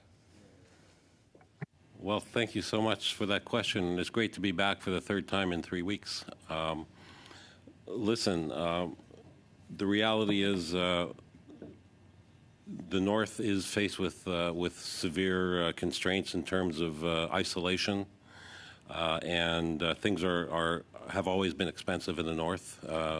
We're still recovering from a 3-year pandemic, which has really fractured supply chains, including in the North. I recognize that, You Minister. have to let me answer. That. If you ask me I a 1-minute recognize question, that. you've got to give me more than Minister. 12 seconds. However, getting rid of the carbon tax is a very simple thing. It would bring the cost down for people across the country, including in the North. Why are you so against such a simple, common sense proposal that would bring food costs down for people across the territory that you're serving? It's important to note that people in Nunavut, for example, get their food brought in by airplane. There is no carbon tax on aviation. There is none. So there's been all sorts of studies by well-renowned economists who say that the carbon tax actually adds very, very little to the price of food, not only in the North, but in Canada. I'm just trying to answer your question. Well, you're not, so I'm just going to move on seconds. to the next one. We know you're not going to axe the carbon tax completely. That's pretty clear. You're opposed to it. You have this obsession with taxation. Your government has this obsession with taxing Canadians to the point where they cannot afford to feed themselves and heat their homes and be able to provide for their families. So at the very least, can we meet each other halfway? Will you commit today to passing Bill C-234 in its original form to support farmers and farm families so we can bring down the cost of living by removing the carbon tax on farm operations? Yes or no? First of all, if you think we have an obsession, you have a fixation with the price on pollution.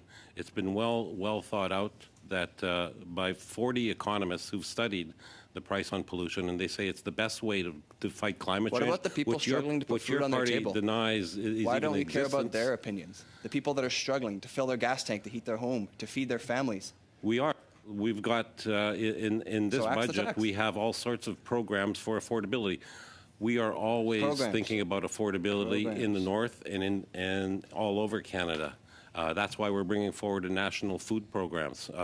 Can you tell me if you're going to support that Minister, in the budget 2024? Minister. I'm asking a question. Minister, well, you can ask a question at another time. This is my time to ask questions. I'm going to be definitely voting against the budget. I'm always going to be voting non-confidence in your government, and I'm proud to do so because your policies have been disastrous. They've driven up the cost of living for Canadians. You mentioned programs, and we hear it all the time from this government, Mr. Chair. The big spending programs.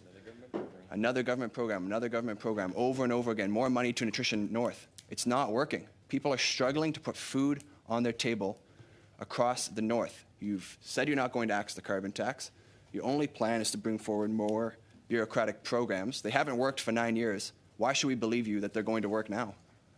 First of all, I wouldn't call the Harvester Support Grant a bureaucratic program. It was co-developed with Indigenous nations, Inuit specifically, and Northerners.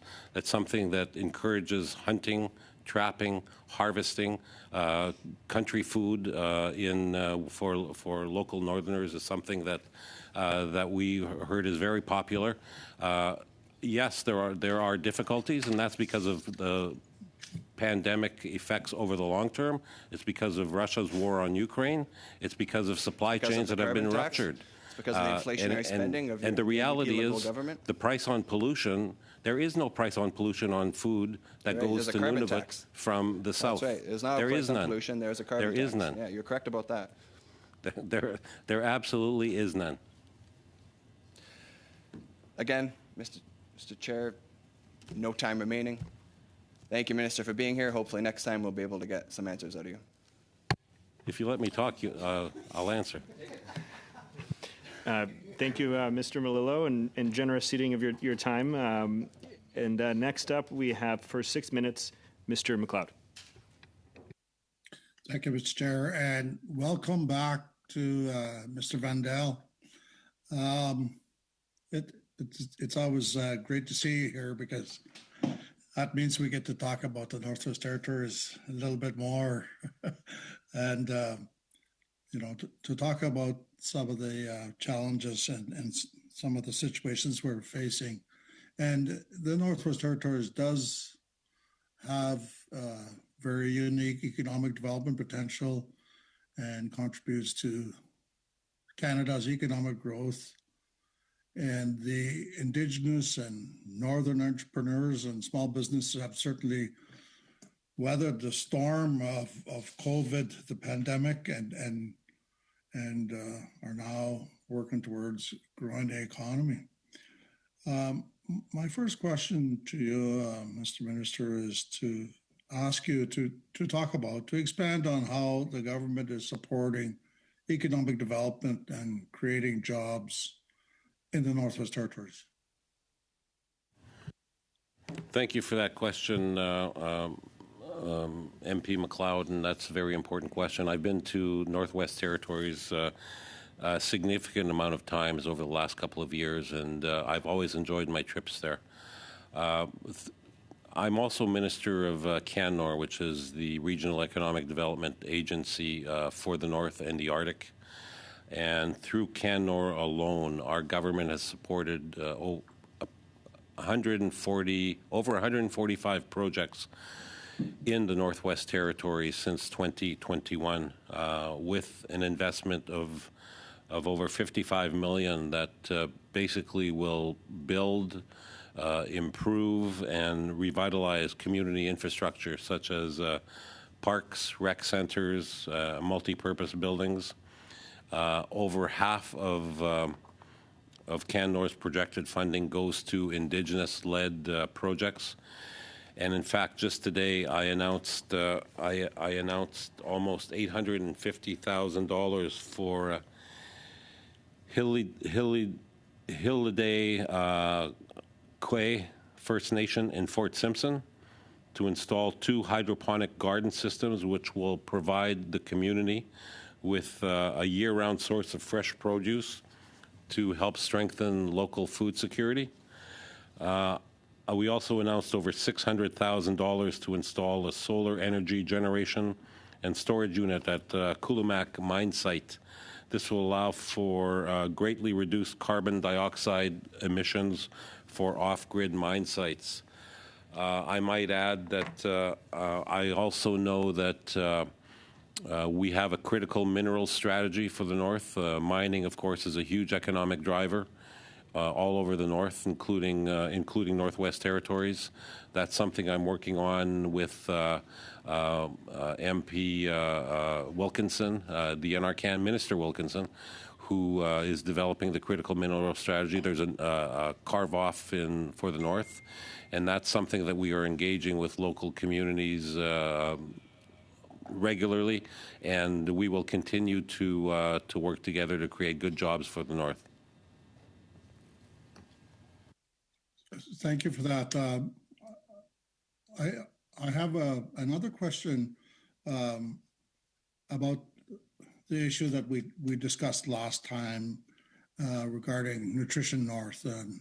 I had indicated that I had been involved with the government of Northwest Territories during the days when there was a transition from the food meal program to Nutrition North, and there was a real outcry from the communities to add communities to the list because the Conservative government of the day was cutting communities and was taking communities off. So there was very few communities left that could qualify, and there was a lot of concern because many communities felt that they would not be able to live in the areas that they did because they were very isolated, and the cost of supply was very expensive, and more specifically, the cost of food was very expensive. Would you be able to just talk a little bit? You've been to Northwest Territories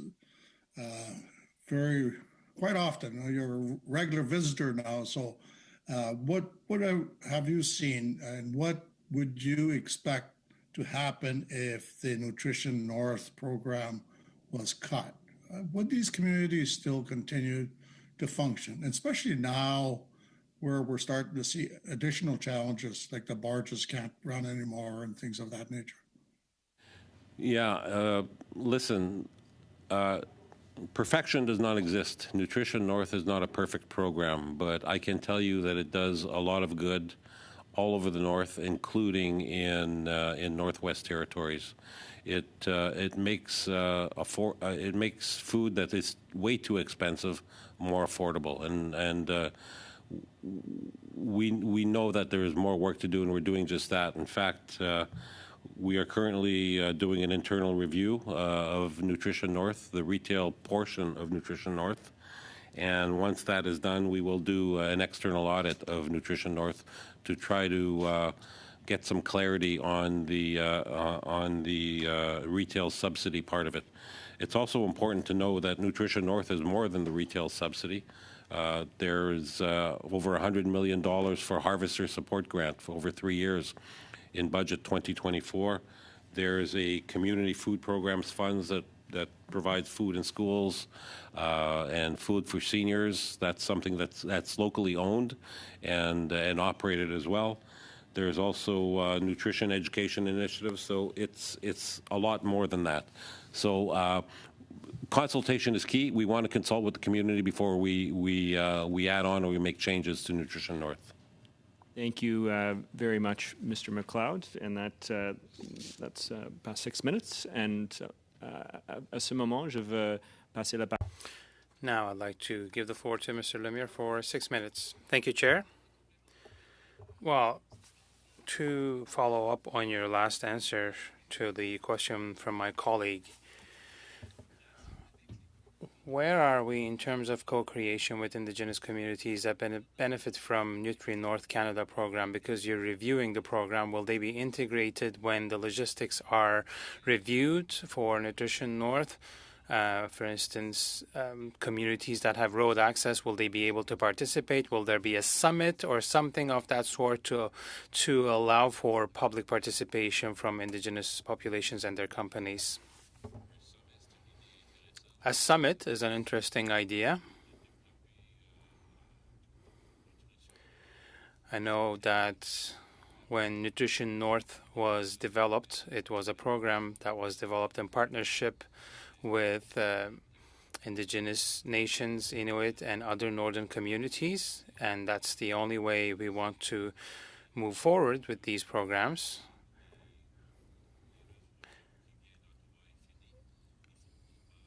the time of simply making and imposing decisions from Ottawa is a thing of the past. So the best way of moving forward is in consultation with local communities. We have an advisory group for Nutrition North, and we rely on them a lot, but there's a lot more that we can do. There's a lot of work that remains to be done. And we also have Canor that has about $15 million or so to develop programs with, or to come up with innovative ideas that could also help Nutrition North. We are in the process of developing programs and trying to understand how this money will be used. Well, do you have a deadline in mind for what comes next for Nutri North? Well, we are in the middle of an assessment on Nutrition North. I'm not sure how much time that will take, but maybe I can turn to officials on that. Well, in summer 2025, we should have the report, and I should also add that the evaluation also includes the advisory board with multiple Indigenous stakeholders that are real stakeholders in this program. So that's essentially our deadline for the evaluation. That's interesting. I'd really encourage this work of yours. Minister,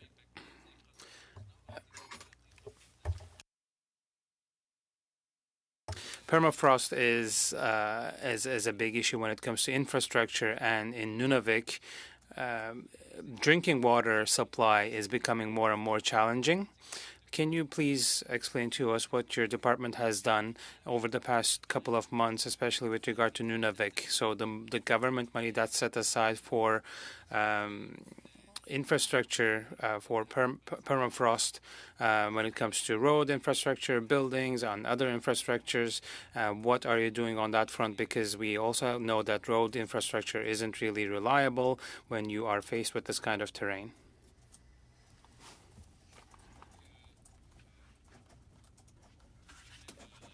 Well, what I can say is that permafrost, it thaws and then it impacts all kinds of infrastructure like roads and buildings, and it's an impact of climate change, which is a reality in the north.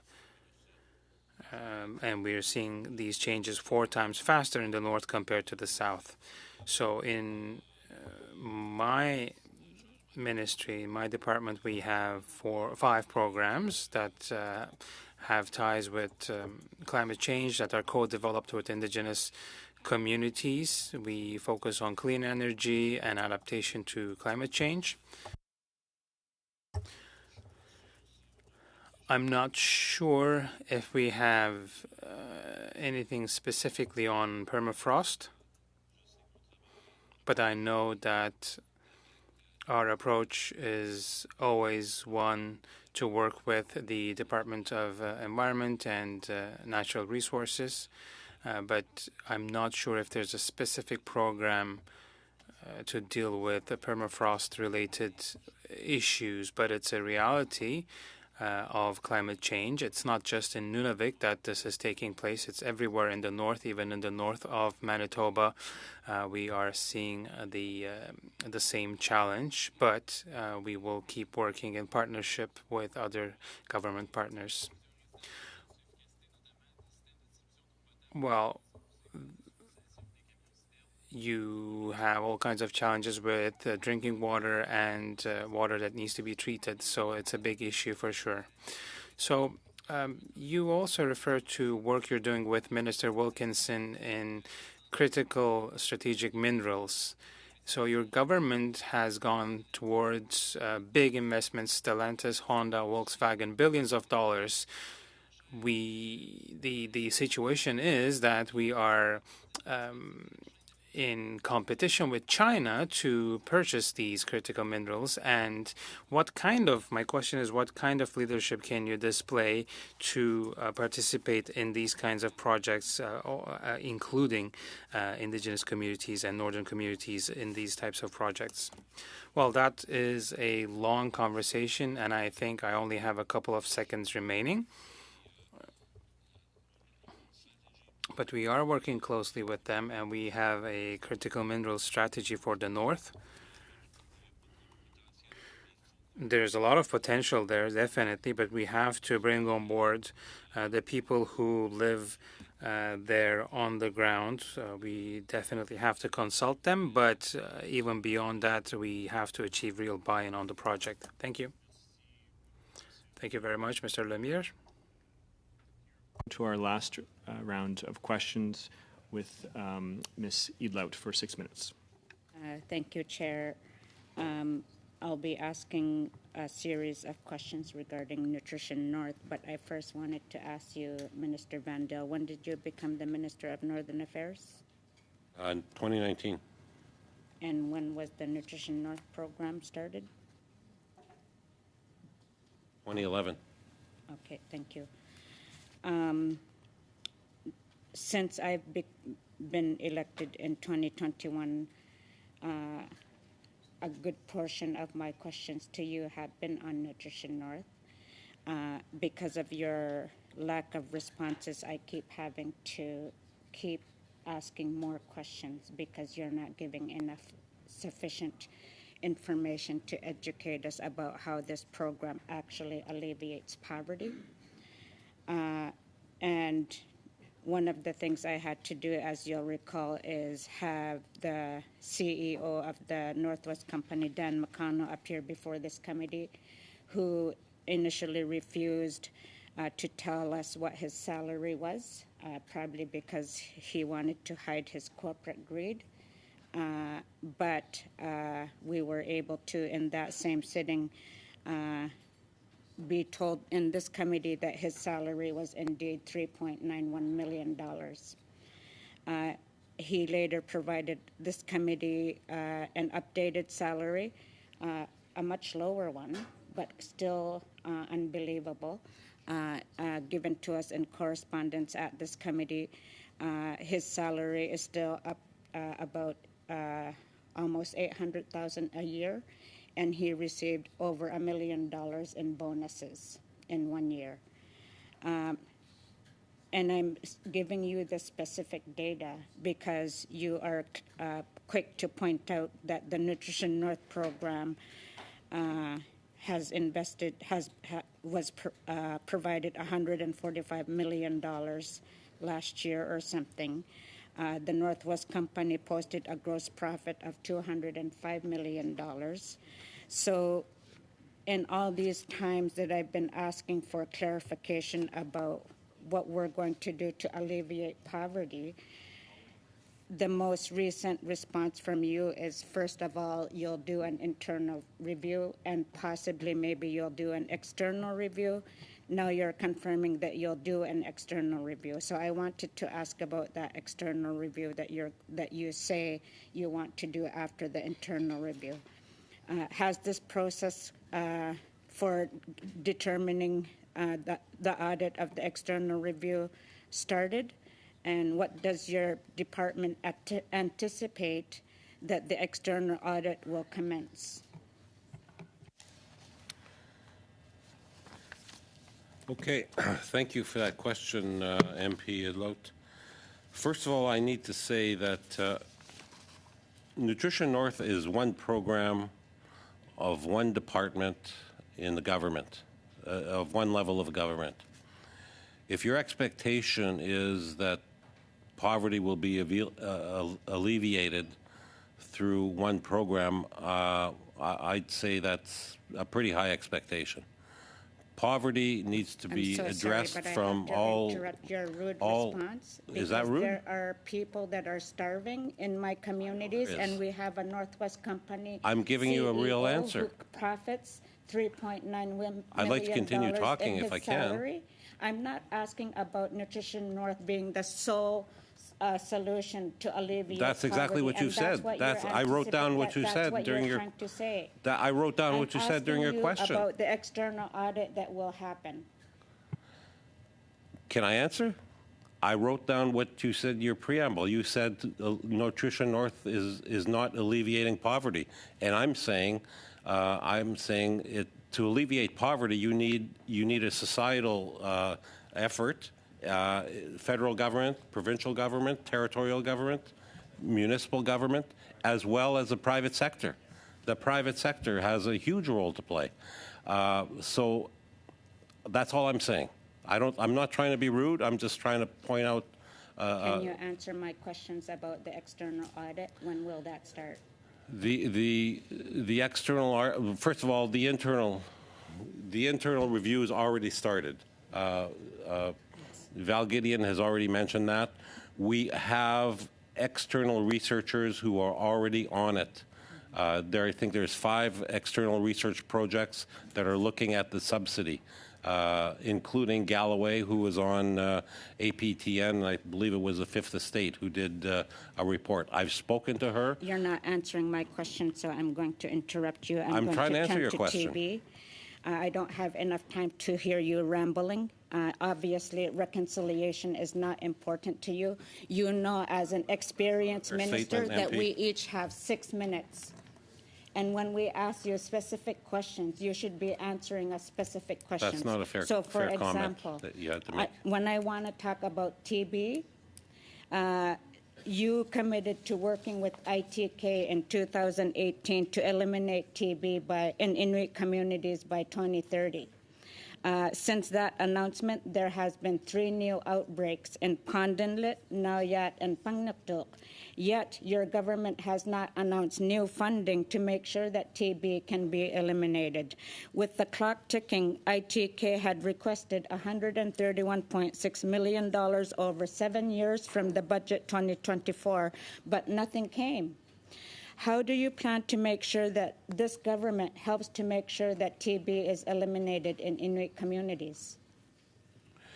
Yes, I know I'm working closely with ITK, with Minister Haidu, with Minister Holland on alleviating tuberculosis by 2030. It was a commitment we made. We're working hard to keep that commitment, and that has not changed 1%. Thank you, Ms. Idlot, and that concludes our panel of questions. I do want to thank Minister Van Zel for being back at committee, I understand 3 times, I guess, in the last 3 weeks, as well as officials for being here to answer on estimates. And before we suspend this meeting for our next panel, we do have some business to attend to, which is actually the votes on the estimates here. So I do want to move to that, and as long as folks are ready here. Shall vote 1 under the Canadian High Arctic Station less the amount granted in the interim supply carry? On division, okay. Shall vote 1 under Department of Crown Indigenous Relations and Northern Affairs less the amount granted in the interim supply carry? Division. Shall vote 5 under Department of Crown Indigenous Relations and Northern Affairs less the amount in the interim supply carry? On division. Shall vote 10 under Department of Crown Indigenous Relations and Northern Affairs less the amount granted in the interim supply carry? On division. Shall vote L15 under Department of Crown Indigenous Relations and Northern Affairs less the amount granted in the interim supply carry? On division. Okay. Shall vote 1 under the Department of Indigenous Services less the amount granted in the interim supply carry? On division. Division. Shall vote 5 under Department of Indigenous Services less the amount granted in interim supply carry? On division. On division. Shall vote 10 under Department of Indigenous Services less the amount granted in interim supply carry? Okay, and then lastly, shall I report the votes on the main estimates to the House? Division, okay. So, okay, well, that that settles it. So we are going to briefly suspend as we have our next panel of witnesses take their seats.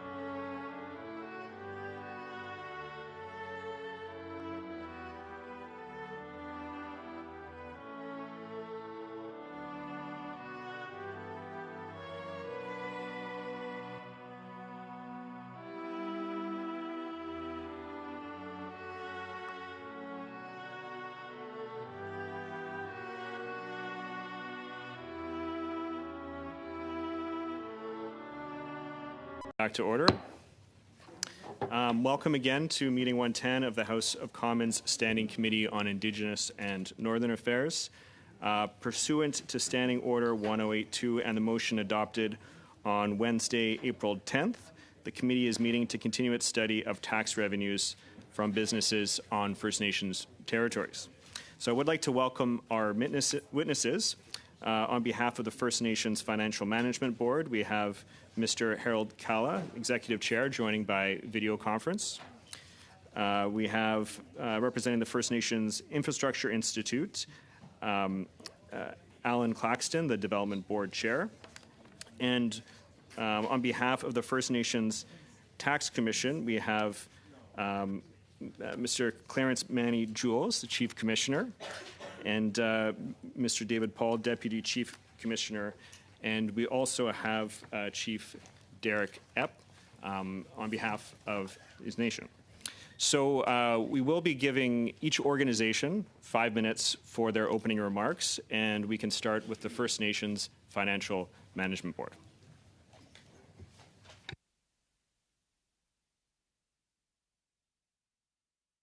Mr. Kalla, you're on mute.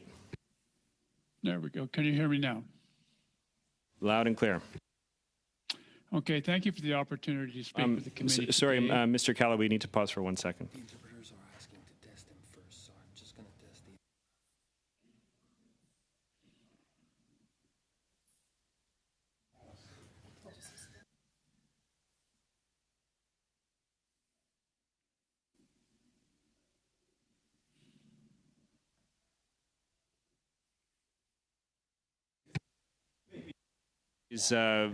Members and witnesses, we're going to have to suspend for a short moment to get the sound checked.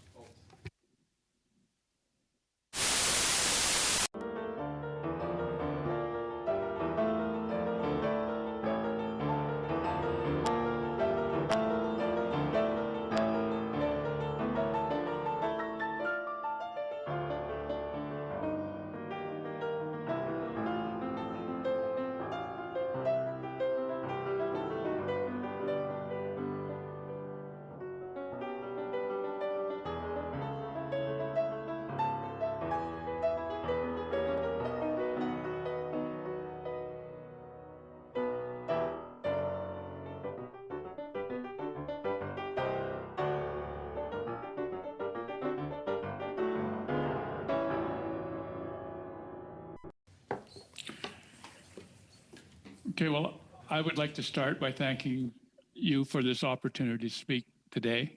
This is a critical study, and I'm pleased the committee is undertaking the work. I'd like to start by asking a foundational question. Do you accept that Indian Act bans or governments within the Federation of Canada? If you do, then as governments, First Nations are entitled to the same revenue-raising tools and powers that other orders of government have available to them as they provide services for their communities. This is a central element of UNDRIP, self-government. First Nations have already demonstrated they generate greater and better outcomes in delivering programs and services to our communities when we exercise fiscal powers to raise revenues rather than being funded through federal grants. The pay-as-you-go system that we are dependent on today is far removed from what any other level of government would accept. The status quo is holding Indigenous people back from closing socioeconomic gaps, reducing the cost of poverty, and building economic success. The 2003 Harvard Project on American Economic Development looked at why some nations break free from poverty and others do not. They found that they do not build success on the basis of natural resources, education, or even geographic location, but rather because they're able to exercise their rights to self-governments within the capacity to govern themselves through strong institutions. This is what the Fiscal Management Act institutions provides. The Financial Management Board supports nations to build their administrative, governance, and financial management capacity to support the jurisdiction through the First Nation Tax Commission. Monsieur le Président, je suis obligé de vous nommer qu'il y a des coupures dans l'internet. Chair, I just have to let you know that we have had interruptions with the French interpretation. Mr. Halla, we're going to have to briefly pause while we have this looked into.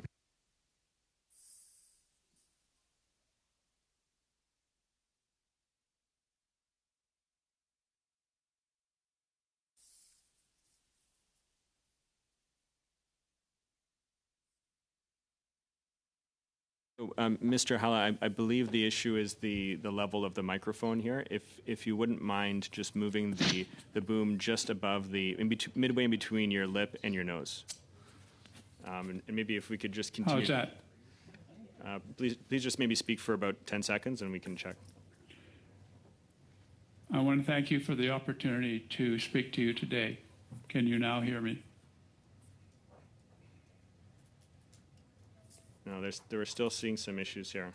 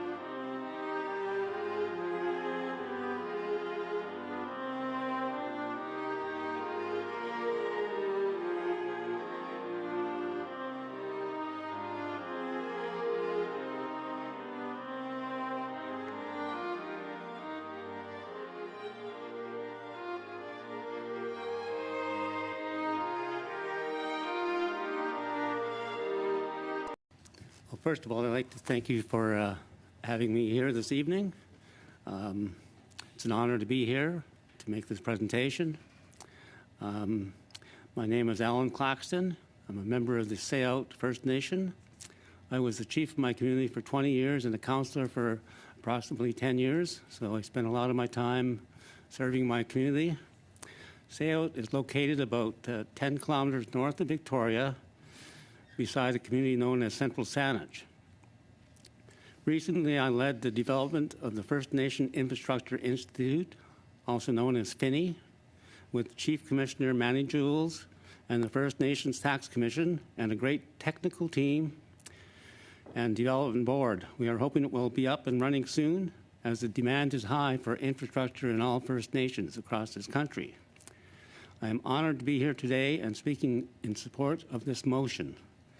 First Nation fiscal powers are important to Sayout, and they are important to increase the potential value of FINI. We were the first community south of 60 to implement the First Nations Goods and Services Tax, or First Nations, or FNGST, in 2006. Our FNGST story is particularly relevant to this committee and to FINI. I was the chief of my community at the turn of the century. Like many First Nations, we lacked the resources to build the type of community health and recreation facilities that other Canadians take for granted. Our community strongly believes that health and success are strongly linked. For as long as I was chief, we wanted to provide recreational and team sport opportunities for all of our community, but especially for the youth, the future of our community. Since we didn't have the necessary resources for this type of major infrastructure upgrade, my good friend Manny suggested that we explore implementing the First Nation Goods and Services Tax. For 14 months, we had family and community meetings to discuss implementing the GST, led by myself and Manny. These were not easy meetings, but those that don't know how the GST works, here is a quick overview. First, when a First Nation passes an FNGST law, the GST ceases to apply on that First Nation's lands. Second, the federal government cedes some of its GST room to First Nations, but not enough. I'll get to that, back to that point in a moment. Third, it applies to all people, members and non-members, status and non-members consuming goods and services on the participating First Nations lands. Convincing anyone to pay tax, as this committee knows well, is not easy.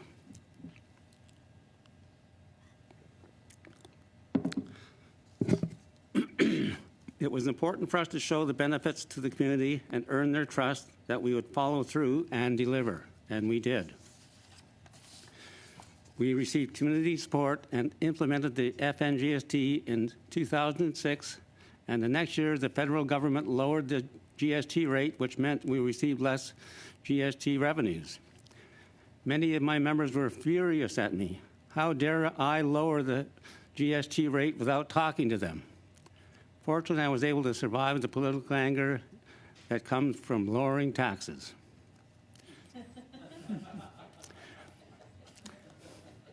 We used our GST revenues for a long-term financing, and in 2010, we finished our new health building, gymnasium, and all-weather sports fields. They are a source of pride and improved health for our community, but we need to do more. We have to upgrade much of our infrastructure to support economic growth and public services in our community and the region. To start is to fix the First Nation GST revenue sharing approach. This tax room should be fully ceded to First Nations. We estimate that our gross annual GST collected from sale lands to be $5 million. If we apply the current revenue room sharing formula, then the federal government keeps $1.5 million of this, and our annual First Nation GST revenues are $3.5 million. I'm not sure what the federal government does with their revenues, but with this extra 1.5, we could finance $20 million to build an improved regional wastewater treatment system, or we could upgrade our roads and buildings, or we could extend our infrastructure to support more investment. This would mean better environmental services in our community and potentially more regional economic growth, including badly needed housing starts. My rhetorical question to this committee is simple. You have all supported the development of the First Nations Infrastructure Institute, which we are grateful. Don't you think with Finney and more fiscal powers that First Nations are better able to close our massive infrastructure gap? My answer to your motions are just as rhetorical. Yes, we need to provide First Nation excise tax powers for fuel, alcohol, and tobacco. Yes, we need to add casino and ATM GST to the FACT tax. Yes, Mr. Claxton, sorry, we're running over time here. If you could just conclude, okay, and we can leave it to questions after. But first and foremost, the government must end this caps on our First Nation GST tax jurisdiction on our lands. It is my understanding that the GST caps are government policy, and this committee can recommend to end that.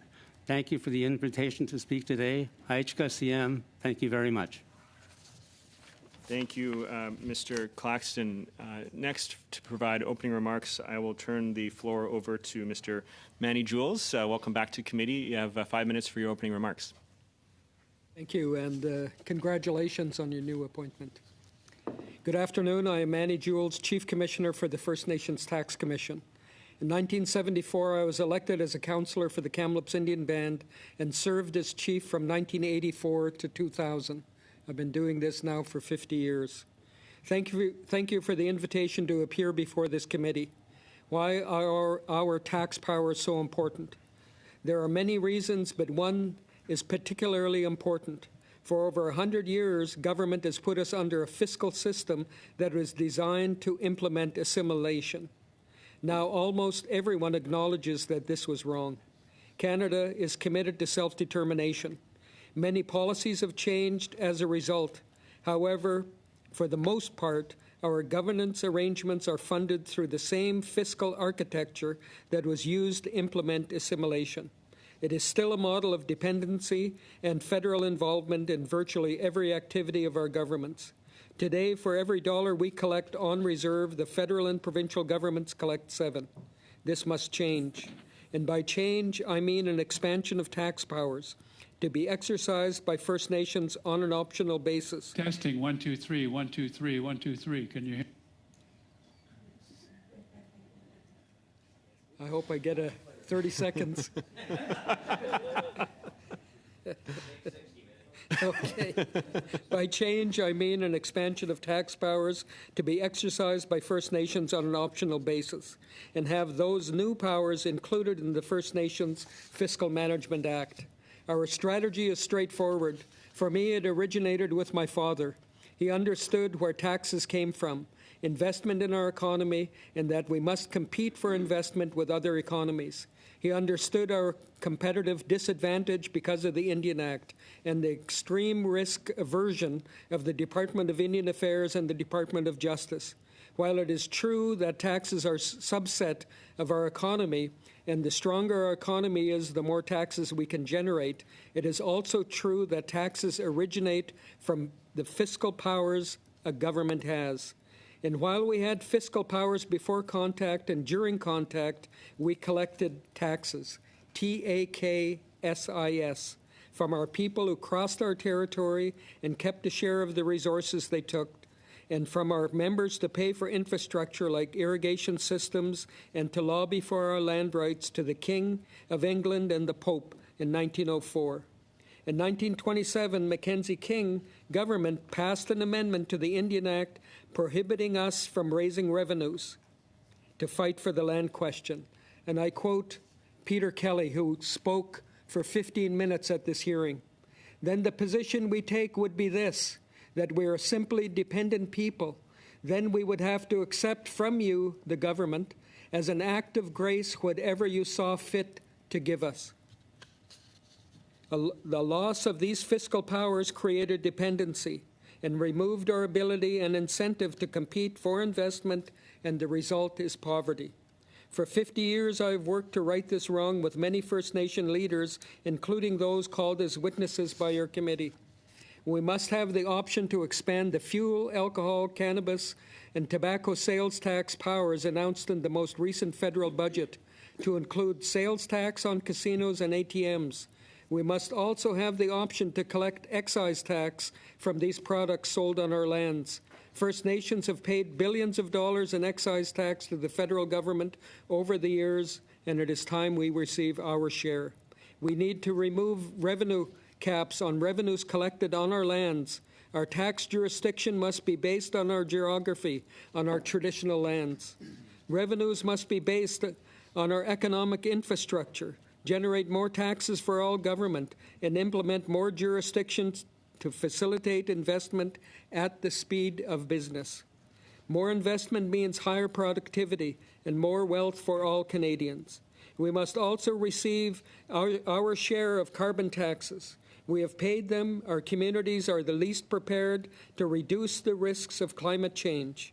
We need to develop and implement the First Nations resource charge so we can receive fiscal benefits from resources and projects within our territories like other Canadians do. While the federal government and hopefully the provincial government cede tax room to us, they would be demonstrating a practical commitment to economic reconciliation. Expanding the FMA with more fiscal powers, as I have suggested, without federal revenue sharings and caps, is the best way forward for First Nations and Canada. And finally, in addition to the fiscal gap, I urge this committee to consider an export gap between Indigenous people and other Canadians. Enacting policies to facilitate Indigenous trade can help close this economic gap between Indigenous and non-Indigenous groups. In addition to more fiscal powers, Indigenous economies can meaningfully strengthen through the support of First Nation communities by increasing access to markets for First Nation businesses, reducing institutional barriers to economic participation, and developing tax incentives and/or special economic zones that benefit First Nations. Today, there are almost 400 First Nations that are part of the FMA because it works. I urge you to build on the most successful First Nation-led legislative initiative in history, not because it is good for First Nations, but because it's good for all Canadians. Thank you, Mr. New Chairman. Thank you, Mr. Jules, for those opening remarks.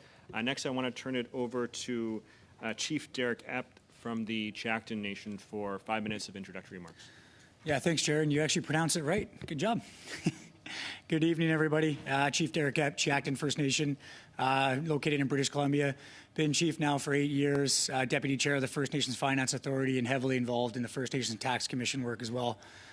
These institutions are what got Chacton where we are today. And it's really a pleasure and honor to participate in your study on expanding tax revenues and economic reconciliation. I love taxes. I love talking about taxes, how to expand our tax powers. Quote me, doesn't matter. I think it's an important thing that gets any level of government, including our own, to a point where we need to be. And it really has gotten Chacton to where we need to be. I love talking about how it's a foundation for our governments. Fortunately for me, Mandy's been doing this for 50 years. So the fact that I love taxes seems a little less weird now that he's been doing this for 50 years. And he set the stage for me to be here today. You know, I think you'll understand a bit more about my tax obsession once you hear a bit about my community, Chacton First Nation. We're not a big community. We don't have a massive land base. We have about 750 members, a little less than 900 acres of reserve land base. And like many First Nations in the 1990s, we really relied heavily on federal transfers to get us to where we are. You know, and we estimate in that time about 85% of our revenues came from federal transfers. 15% came from own source revenue. In the early 90s, we worked with Mandy to implement our property tax system, which is still going strong today. At the turn of the century, we followed Mandy's lead and implemented the fuel, alcohol, and tobacco tax. In 2016, working with the First Nations Tax Commission, we led the design, development, and implementation of the First Nations property transfer tax, which has been one of our greatest sources of revenue since. In 2020, we created a license fee for cannabis operators on our lands, and last year we implemented our first accommodation tax. We used all the First Nations institutions frameworks available to us. We joined the First Nations Fiscal Management Act in 2008. We used all the services of the Tax Commission, of the First Nations Financial Management Board, and the First Nations Finance Authority. Many of you probably saw me here this week on behalf of the First Nations Finance Authority as well. We have the most FMA laws of any community in Canada. We have the more graduates from the Tulo Centre of Indigenous Economics University programs working for my nation. We passed our land code under the Framework Agreement on First Nations Lands Management Act in 2006, and we have used this framework to implement our lands and environment governance jurisdictions. We have used it to create more certainty for our members and investors and to move up the speed of business. In the last 12 years, our economy has grown 3 times faster on average than any BC municipality. In March 2020, we were the most prepared government in the face of Canada's pandemic. Our emergency plan ensured we had reserve funds to support our members to ensure food and health sustainability, and issuing checks to our members within 1 week of the announcements of the shutdowns. We can react quickly to the changing economies. In 2021 and 2022, we reviewed and changed our land laws to adapt to the environment to ensure that we supported rental units on our community. These developments were completed in 2023 to meet the significant increase of the demand in our region. Currently, Chacton houses upwards of 8 to 9% of Chilliwack's residents in the municipality, and we do that because we know we can. Last year, we reversed this statistic from the 90s. We received 15% in federal transfers, and 85% was from own source revenue. We have shown what can be done by implementing our own fiscal and lands jurisdictions with support of institutions. We need to speed up this work, and your motion to expand First Nations fiscal powers is just a start, and I fully support it. We need to have fuel, alcohol, cannabis, and tobacco, also called FACT, excise taxes. And yes, we need to expand FACT sales tax to include casino and ATM GST. We need to receive our fair share of carbon taxes. But more than this, we also need to implement the First Nations resource charge for First Nations that have resource projects opportunities. Your motion is a first step, but we have a lot of work to do. We need to get rid of all the revenue caps on our tax revenues. The more revenues that stay with us, the better for First Nations economy and the Canadian one. I mentioned our community isn't big, but we do about $500 million in local economy every year. We need to put all these revenues into the FMA fiscal relationship so we can determine how best to grow our economies and revenues. We need to expand the FMA and the framework agreement to support more access to long-term financing, to build better infrastructure, which we've done, to negotiate fair First Nation local government service agreements, and to build a modern land registry. And of course, to build more housing for our members and others, and to create a system for faster additions to reserves. My community has proven that First Nations-led and First Nations institutionally supported jurisdictions do work. I believe that our shared, better future means for more First Nations fiscal powers, more First Nations jurisdictions, more First Nations institutions, and more First Nations economic growth. I believe that with First Nations working together and supporting each other, that we can achieve this. And with your support for the necessary legislative changes, we can get there faster. Thank you for your time. Thank you very much, Chief Epp. And I understand there's been some discussion with the interpreters, and I understand, Mr. Kala, you will be able to provide those opening remarks. So if you are ready, I would like to turn the floor over to you and appreciate your patience, and hopefully we can get through it this time.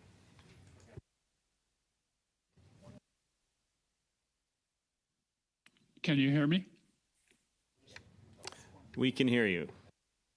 Thank you. Well, thank you for the opportunity to speak to the committee. I think this is an important study, and I'm pleased the committee is undertaking this work. I'll start by asking a fundamental question and a foundational question. Does Canada accept that the Indian Act bans are governments within the Federation of Canada? If you do, then as governments, First Nations are entitled to the same revenue-raising tools and powers that other orders of government have available to them as they provide services to their communities. This is a central element of self-government and a principle of UNDRIP. First Nations have already demonstrated they can generate better and greater outcomes in delivering programs and services to our community when we exercise fiscal powers to raise revenues rather than being funded through federal grants. The pay-as-you-go system that we are dependent on today is so far removed from what any other level of government would accept. The status quo is holding Indigenous people back from closing socioeconomic gaps, reducing the cost of poverty, and building economic success. The Harvard Project in 2003 indicated that it wasn't so much where you were located or your education, it was your ability to exercise your right to self-government within the capacity to govern yourselves that through strong institutions that supported economic activity and better communities. And that's what the Fiscal Management Act institution provides. All three of us have provided that service and have provided the ability to provide the oversight and the confidence that has been built in the exercise of fiscal powers by First Nations. And we have the data to show you that can demonstrate how those within the FMA have greater own source revenues, healthier operating margins, better quality housing, and higher levels of formal education. It's important to understand that First Nations institutions have created this. This was all created because the politicians in Ottawa in 2005 knew that there was a better approach to doing things. And again, last year in June, when we received royal assent on the amendments to the legislation in 78 days, you again demonstrated that you had a line of sight to success that we were building with First Nations. As Manny and others are now arguing, Canada must come to understand that seeing us as governments means ceding tax room to First Nations. This means First Nations will secure revenues directly rather than the current indirect method of grants and programs and pilot projects controlled by Ottawa. It should be noted that First Nations have used the FMA to demonstrate that we can make tax room more valuable when it is placed in our hands and a lot more valuable. Further, we have demonstrated that we can go much further on a dollar that we invest directly rather than subject to grants and contributions. Better economic returns. We get improved infrastructure, improved safety and harm reduction, and improved environmental risk management. The investment improves the lives of our people, facilitates economic development for First Nations in the whole of Canada. Our communities need these tools and powers to make the goals of our First Nations a reality and to bring hope to our people, particularly our young people. This is true reconciliation. Thank you. Thank you very much, Mr. Kalla, and again, welcome back to committee. It's good to see you. With that, looking at the clock, knowing that we are over time, we're going to have one full round of questions. And so I would like to get right into questions from members, starting with Mr. Schmale for 6 minutes. Thank you, Chair, and thank you to our witnesses. It's great to see such powerhouses in Indigenous leadership and just to be in the same room. Chief Epp, I always thought you were a great guy, except you started off with "I love taxes," and I think my heart shattered a little bit here. You hurt me on that one. That's all right. All right, let's talk about why the FMA. Harold talked about it just a second ago, but you mentioned it in your words as well. How important is it that we get this done as soon as possible? And you also mentioned, it's also, Mr. Claxton mentioned it too, about why casino, ATM, the fact taxes is a good place to start and where we go from there. I'll open it to anyone who wants to answer too, but if you want to start, Chief Epp. Sure, love to. Yeah, thank you. Good question, Jamie, and good to see you again. And yeah, and to correct you, yes, I love taxes. I love my taxes. I think, you do what you got to do. But good question, thanks. And I think you mentioned a really good point there. And I think what you've seen from Chiacton is the increase in tax revenue streams and the increase in own source revenue has enabled us to shift away from, I hate using the word, a dependency on federal transfers, right? And I think at the end of the day, a lot of what we're all working towards is economic self-sufficiency for our First Nations communities. And what that means is we have the autonomy to develop our own programs, install our own infrastructure, and work in partnership with governments rather than depending on governments. I think it's a big shift that Chiacton's taken is any of the projects that we have on the go, we contribute. We contribute to all of it. Any kind of jurisdictions that we're looking at overtaking or looking at assuming, we make sure we have revenues that top up those jurisdictions, because the sad reality is we have a lot of healing to do. We have a lot of work to address a lot of our community needs. And what we can do with our sustainable revenue streams is much greater than what we can do with government transfers. And I think we can begin to address infrastructure gaps, housing needs, program needs, and really begin to heal our communities. And to be quite honest, we can do it a lot better without the government. So I think that's something that I think with these increase in revenue streams, tax streams, we can do the work that's needed in our communities. Thank you. Actually, you did bring up something really important too. We talked about solving a lot of the issues without having to go to Ottawa to ask for it back. The last few studies we've done in committee talked about education, the loss of languages, healthcare issues. If we can figure this part out and get that revenue stream going directly to your communities, you all have the capacity, for the most part, to address these issues without seeing those dollars leave, go around the cotton candy machine here, and then have to ask for it back. That's a lot more velocity in the dollars if they just stay in that community. I think you answered your own question. Well, I thought I was teeing it up for you, but I appreciate No, I think you're right, though. I mean, and we're an example of that, right? Like we've been able to, one of the things we were able to do through COVID, we implemented our own mental health program, regardless of your status, non-status, to make sure we're helping address the mental health needs of our communities. We did that with an open box, with our own source revenue as well, and not depending on any government transfers for that. It's been a successful program. We address a lot of the needs of our community through that, and it's something we take on that we know that we need. So that's one example, and I can give many more, but I'd like to give our other witnesses a chance as well. Yeah, thank you. The carbon and the excise tax, it's a direct, indirect tax that all First Nations pay, regardless of so-called exemptions. And one community in particular, Six Nations, pays over $350 million a year in an excise tax. And so every time a First Nation buys cigarettes or alcohol on reserve or gasoline, they're paying an excise tax. But we have no control over where those dollars are expended. For carbon tax, as I mentioned in my presentation, we've been struggling to get our share of those dollars that are collected from my community as well as many others, and we get nothing. As a matter of fact, my community pays in excess of $970 million a year to the federal and provincial governments. And for every dollar that is collected, the federal and provincial governments get 7.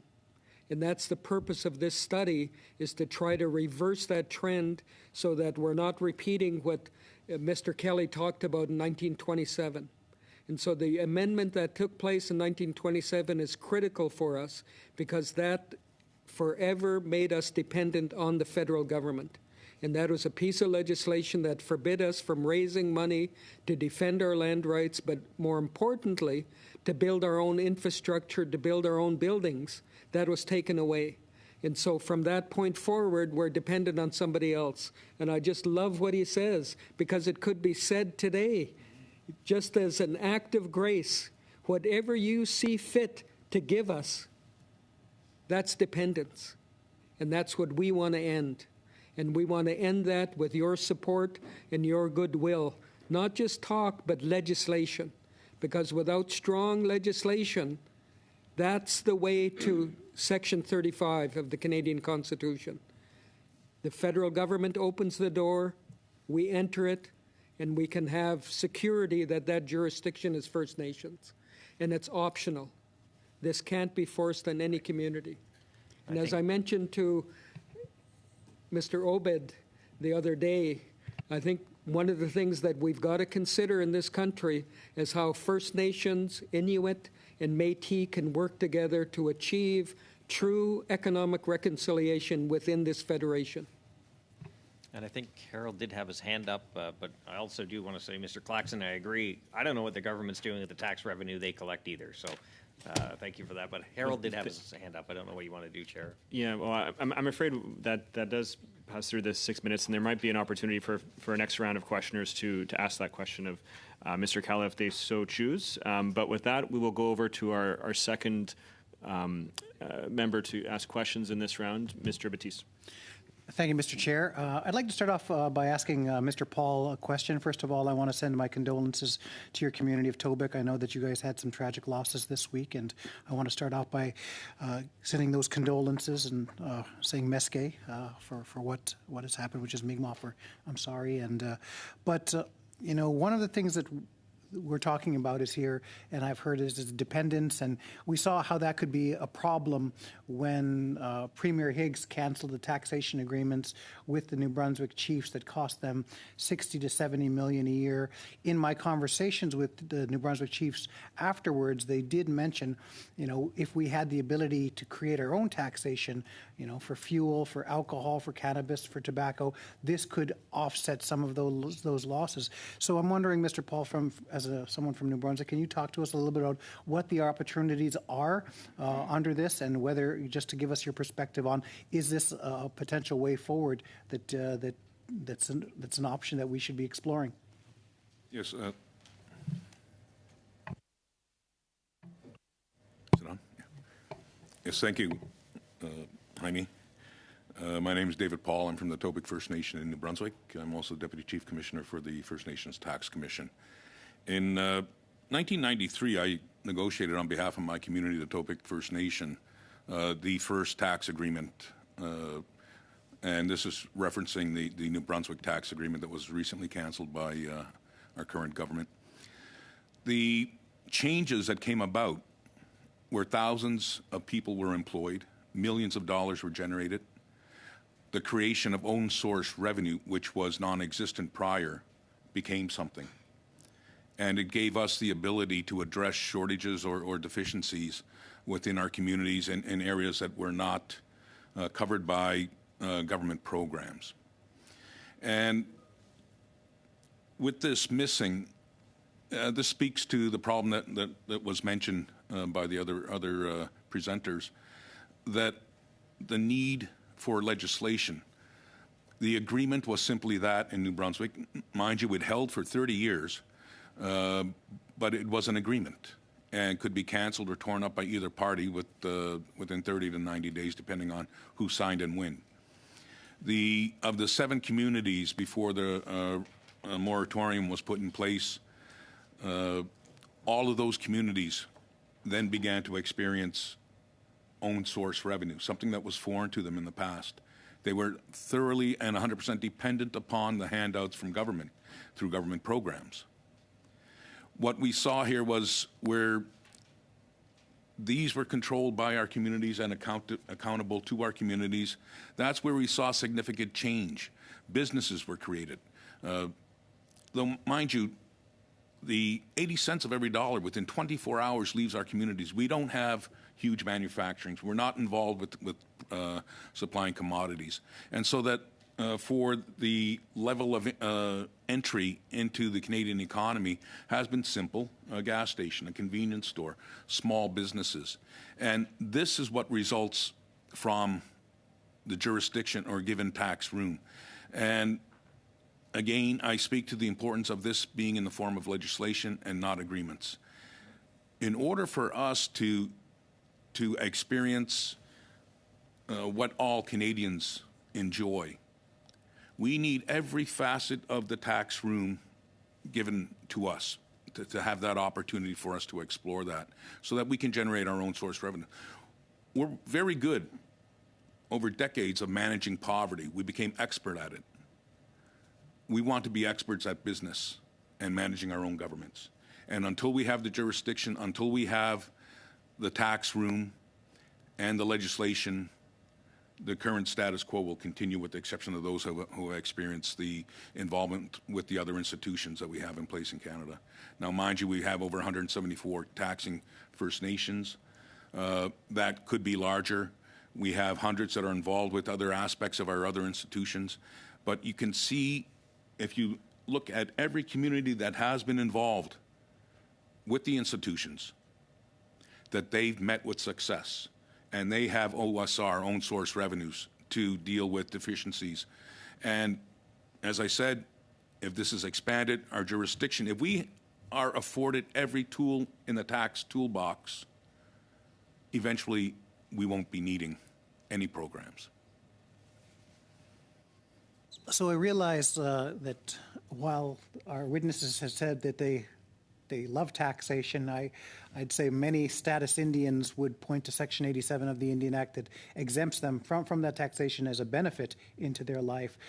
Do you agree that if we were to move forward with these ideas, that should be opt-in under chief and councils under the Indian Act, that we would never force this on anyone? Would all 4 of the witnesses be agreeable to that?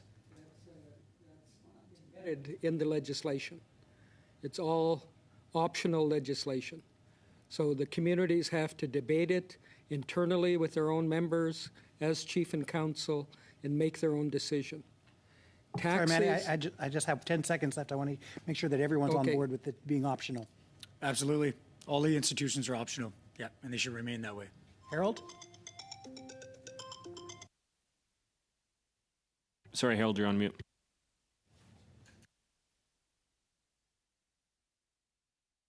It has to be optional.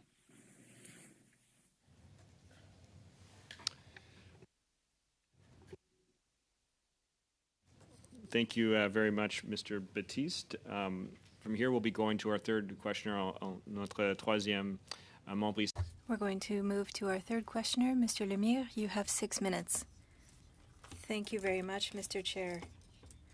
Institutions that are managed by First Nations under the First Nations Fiscal Management Act work together to improve support and tools to help First Nations to build up their economies and move their vision of self-determination forward. In order to have a significant impact, government assistance needs to be better targeted, and we need to trust Indigenous communities. You met in Winnipeg 2 weeks ago to speak with one voice. Could you share with the committee what measures you intend to ask for that are necessary in order to create critical mass to ensure economic development by and for Indigenous communities by recognizing their knowledge? This is an open question for everyone.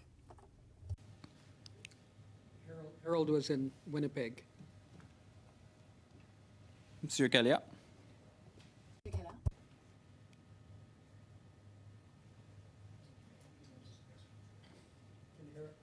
Harold, you were in Winnipeg at the conference. Harold, you're on mute again. I didn't get my translation button sorted out in my mind, so I don't know what the real question was. But yes, I was in Winnipeg at the Economic Forum for whatever that's worth at this point. Well, I'll answer. The gist of what happened, and I couldn't be in Winnipeg. I was visiting a First Nation community on Campbell River, looking at a prospective hydroelectric project, a $14 billion hydroelectric project that the chief is proposing. And so the communities that we work with think big and out of the box. And what we've realized is that we have to work together. We can't work in isolation from one another, and that we have to come together on the basis of making sure that there are standards, rules, and regulations, that there's transparencies for investment, that we have an infrastructure institute to help us build our own facilities and buildings, that we have to have tax room, that we have to be accountable firstly to our members as well as others who wish to invest with us. And so it's really an economic mission. What we want to achieve is economic reconciliation, which is achieving the rights we believe are inherently ours as first owners of this land. And as my ancestors said, we want to work together so that each of us will be great and good. And so the work is incomplete. And the myriad of federal legislation and indeed provincial legislation is huge. And we need the federal government to begin to make the first critical steps, not to begin to restrict our growth in terms of tax jurisdiction, but open the doors so that we can assume more and more tax jurisdiction so we can provide better economic development and growth, which benefits everyone. And maybe I can build on that for you real quick too. It's I think it's important. You're looking at the several organizations and institutions that really support economic development and financial capacities for First Nations communities. A lot of there's still barriers to that. A lot of the smaller communities have issues becoming FMB certified, and Harold is well aware of that, I'm sure, as well. And it's a barrier, it's a gap. And ways to address that is looking at, like Maddie said, there's large-scale resource projects or energy transition projects that are being proposed in many of our territories. We have to think differently in how we're addressing those. And, I was here this week talking a bit about the loan guarantee program and talking about how we have to open up avenues for the First Nations Finance Authority to be able to utilize our lending ability to support those smaller communities who can't get FMB certification. We have to be able to access these revenue streams so they have the capacity and the ability to work with individuals like Harold and his team to build their capacity to hire CFOs, to hire CPAs, to be a part of this economy and leverage these tax streams to then close the infrastructure gap and become players in this economy. I think at the end of the day, it's all these organizations working together. Lands Advisory Board, FNFA, FNTC, FNI now to help us support in creating asset management plans for the infrastructure that is being installed with the tax revenue stream dollars that we have and accessing capital. Access to capital isn't an issue anymore. It's having the revenue streams to do that. Est-ce qu'en ce moment, ces sources... Do these currently depend on transfers from the federal government? These are basically the First Nations Finance Authority has generated over $2 billion on the international global market. The First Nations Tax Commission, since our inception, has generated over $1 billion for First Nation communities. And when you translate that into an economic impact, you double that.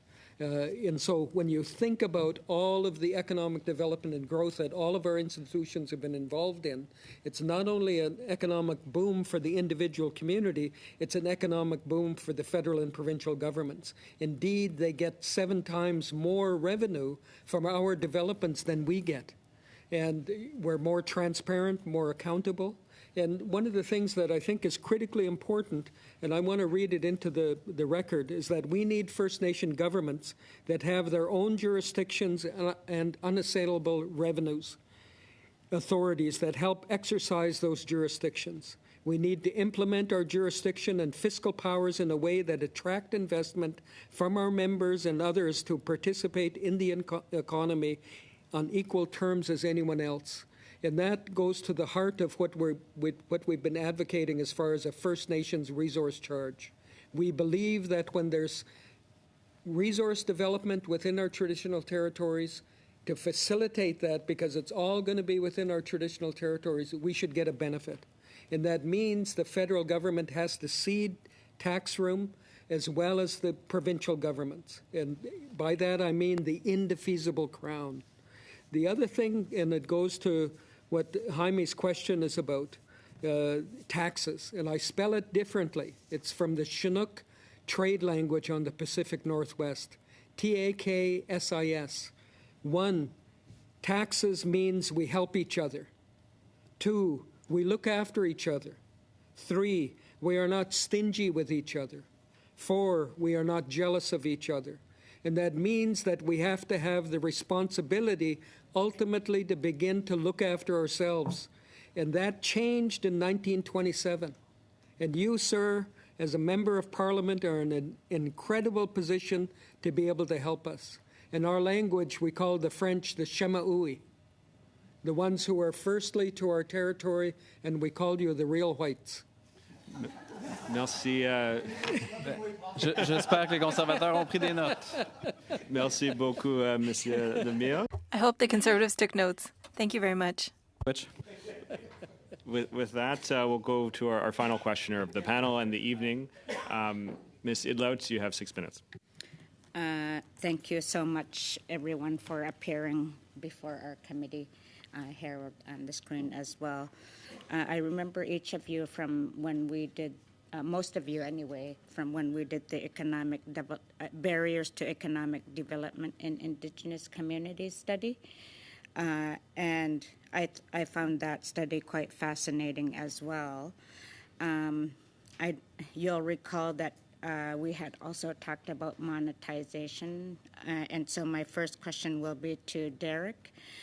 One of the recommendations that we had made from that report is, in quotes, test monetization through a pilot project on replacing diesel generation in remote communities. So this recommendation was, this study was back in 2022. So my question to you is, what has the federal government's response to your monetization proposal? Well, we'll wait and see. It's been talked about. We've heard that there could be an announcement in the fall for monetization, but we haven't had any formal announcement on the monetization. The impacts, though, would be much greater than what we're feeling right now. If we're going off a cash-based system to try to close that infrastructure gap, I'll be here when I'm Manny's age talking about the infrastructure gap. And I think that's the reality of where we're at. Somebody next to me will be saying I've been talking about taxes and monetization for 50 years then. So I think, what we could do when we monetize is we'll be able to do exactly what you're talking about. I'm fortunate I'm not from a rural community. I have access to services. I have access to wastewater treatment. But we have a lot of communities who would benefit greatly from this. Even 10 minutes from my house, we have communities on boil water effects. And they're right in the heart of Chilliwack, a municipality that there's no reason for that.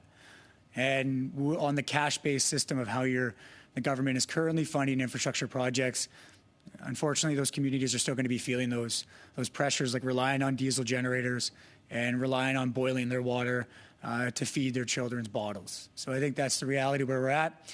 And with these institutions, we could close the gap much quicker. Example that we gave is a simple contribution of, and I know what, $200 million, we can do $4 billion in projects annually in infrastructure. Much better than what we're doing right now. I just want to quickly respond as well. During COVID, we did an analysis of how much revenue First Nations and their businesses generated, and it was in excess of $17 billion annually. And this included all Indigenous groups. We estimated to include the Inuit and the Métis. So our collective economy is larger than the maritime provinces and the territories combined.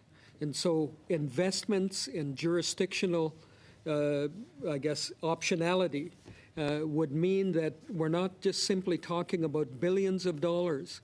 We're literally talking about trillions of dollars that First Nations, Métis, and Inuit could be generating for this country. And so when we talk about moving away from a dependence model, that's why. Because the system that has hampered us through colonization has meant that we're completely dependent on somebody else's largesse. We're grown up. We don't need numbers. You and I know what our numbers are. Thank you so much, Manny. My final, I know that we've heard some great testimony that will lead to some, what I hope to be great recommendations that we'll submit to Parliament that they'll have to respond to as well. One of which is to remind them that we had made this recommendation about monetization, so we'll make sure to include that. But I wanted to end our evening on a positive note by asking David Paul maybe to share with us. I was taken aback with how much success that you have in Tobique with the businesses that you say that have been able to emerge, and I wondered if you could share some of those success stories of some of those businesses because of what of the efforts that have been made. Yes, I'd be happy to. Thank you for the request. For the bands that did participate in the tax agreements, as I said, that literally hundreds of jobs, thousands of jobs were created, millions of dollars were generated. The first introductions to business for some of these communities, though mind you, it wasn't perfect, and the intent was to negotiate for even more tax room with the province, and they were willing to do that. But they couldn't get past the fact that we built a casino on the reserve, and they wanted that to be part of that. Though that one operation generated $14 million 20 years ago per annum. And this is in a considerably rural area. And as I mentioned before, that 80 cents of every dollar leaves a reserve within 24 hours. We were generating $14 million from one operation. We had hundreds of people employed. We were attracting buses from as far away as New Hampshire in the United States, Cape Breton, Sydney in Nova Scotia, and the North Shore of the St. Lawrence from Quebec. And they were coming to spend money within our community. And it's important to note also is that because of that dollar leaving the reserve, the benefit isn't just enjoyed by our community. There is a ripple effect to the economic benefit as it rolls out around, because we leave the reserve to buy our commodities, our manufactured goods, and so that there's a sharing of the wealth, and it's to see 15 economic deficient communities change over to 15 communities enjoying prosperity. The whole province benefits from that. Thank you very much, Ms. Sidloud, and that concludes our panel. And I just want to thank all of our witnesses for being here and for your patience as we work through some technical difficulties, and really appreciate all of your testimony today. And as Ms. Sidloud said, I'm sure it'll feed into some really wise recommendations in this report. So thanks again for being here. Before we adjourn, I just want to flag for members that on Monday we are going to be reviewing doing the studies on two different AG reports. We will have Minister Haidoo and Minister Fraser for the report on housing and First Nations communities, and Minister LeBlanc for the First Nations and Inuit policing program. And afterwards, we will have some time for drafting instructions. So I will mention that so you can plan accordingly. But with that, is the will of the committee to adjourn the meeting? Okay, meeting adjourned. Félicitations, Monsieur le Président, et merci aux interprètes.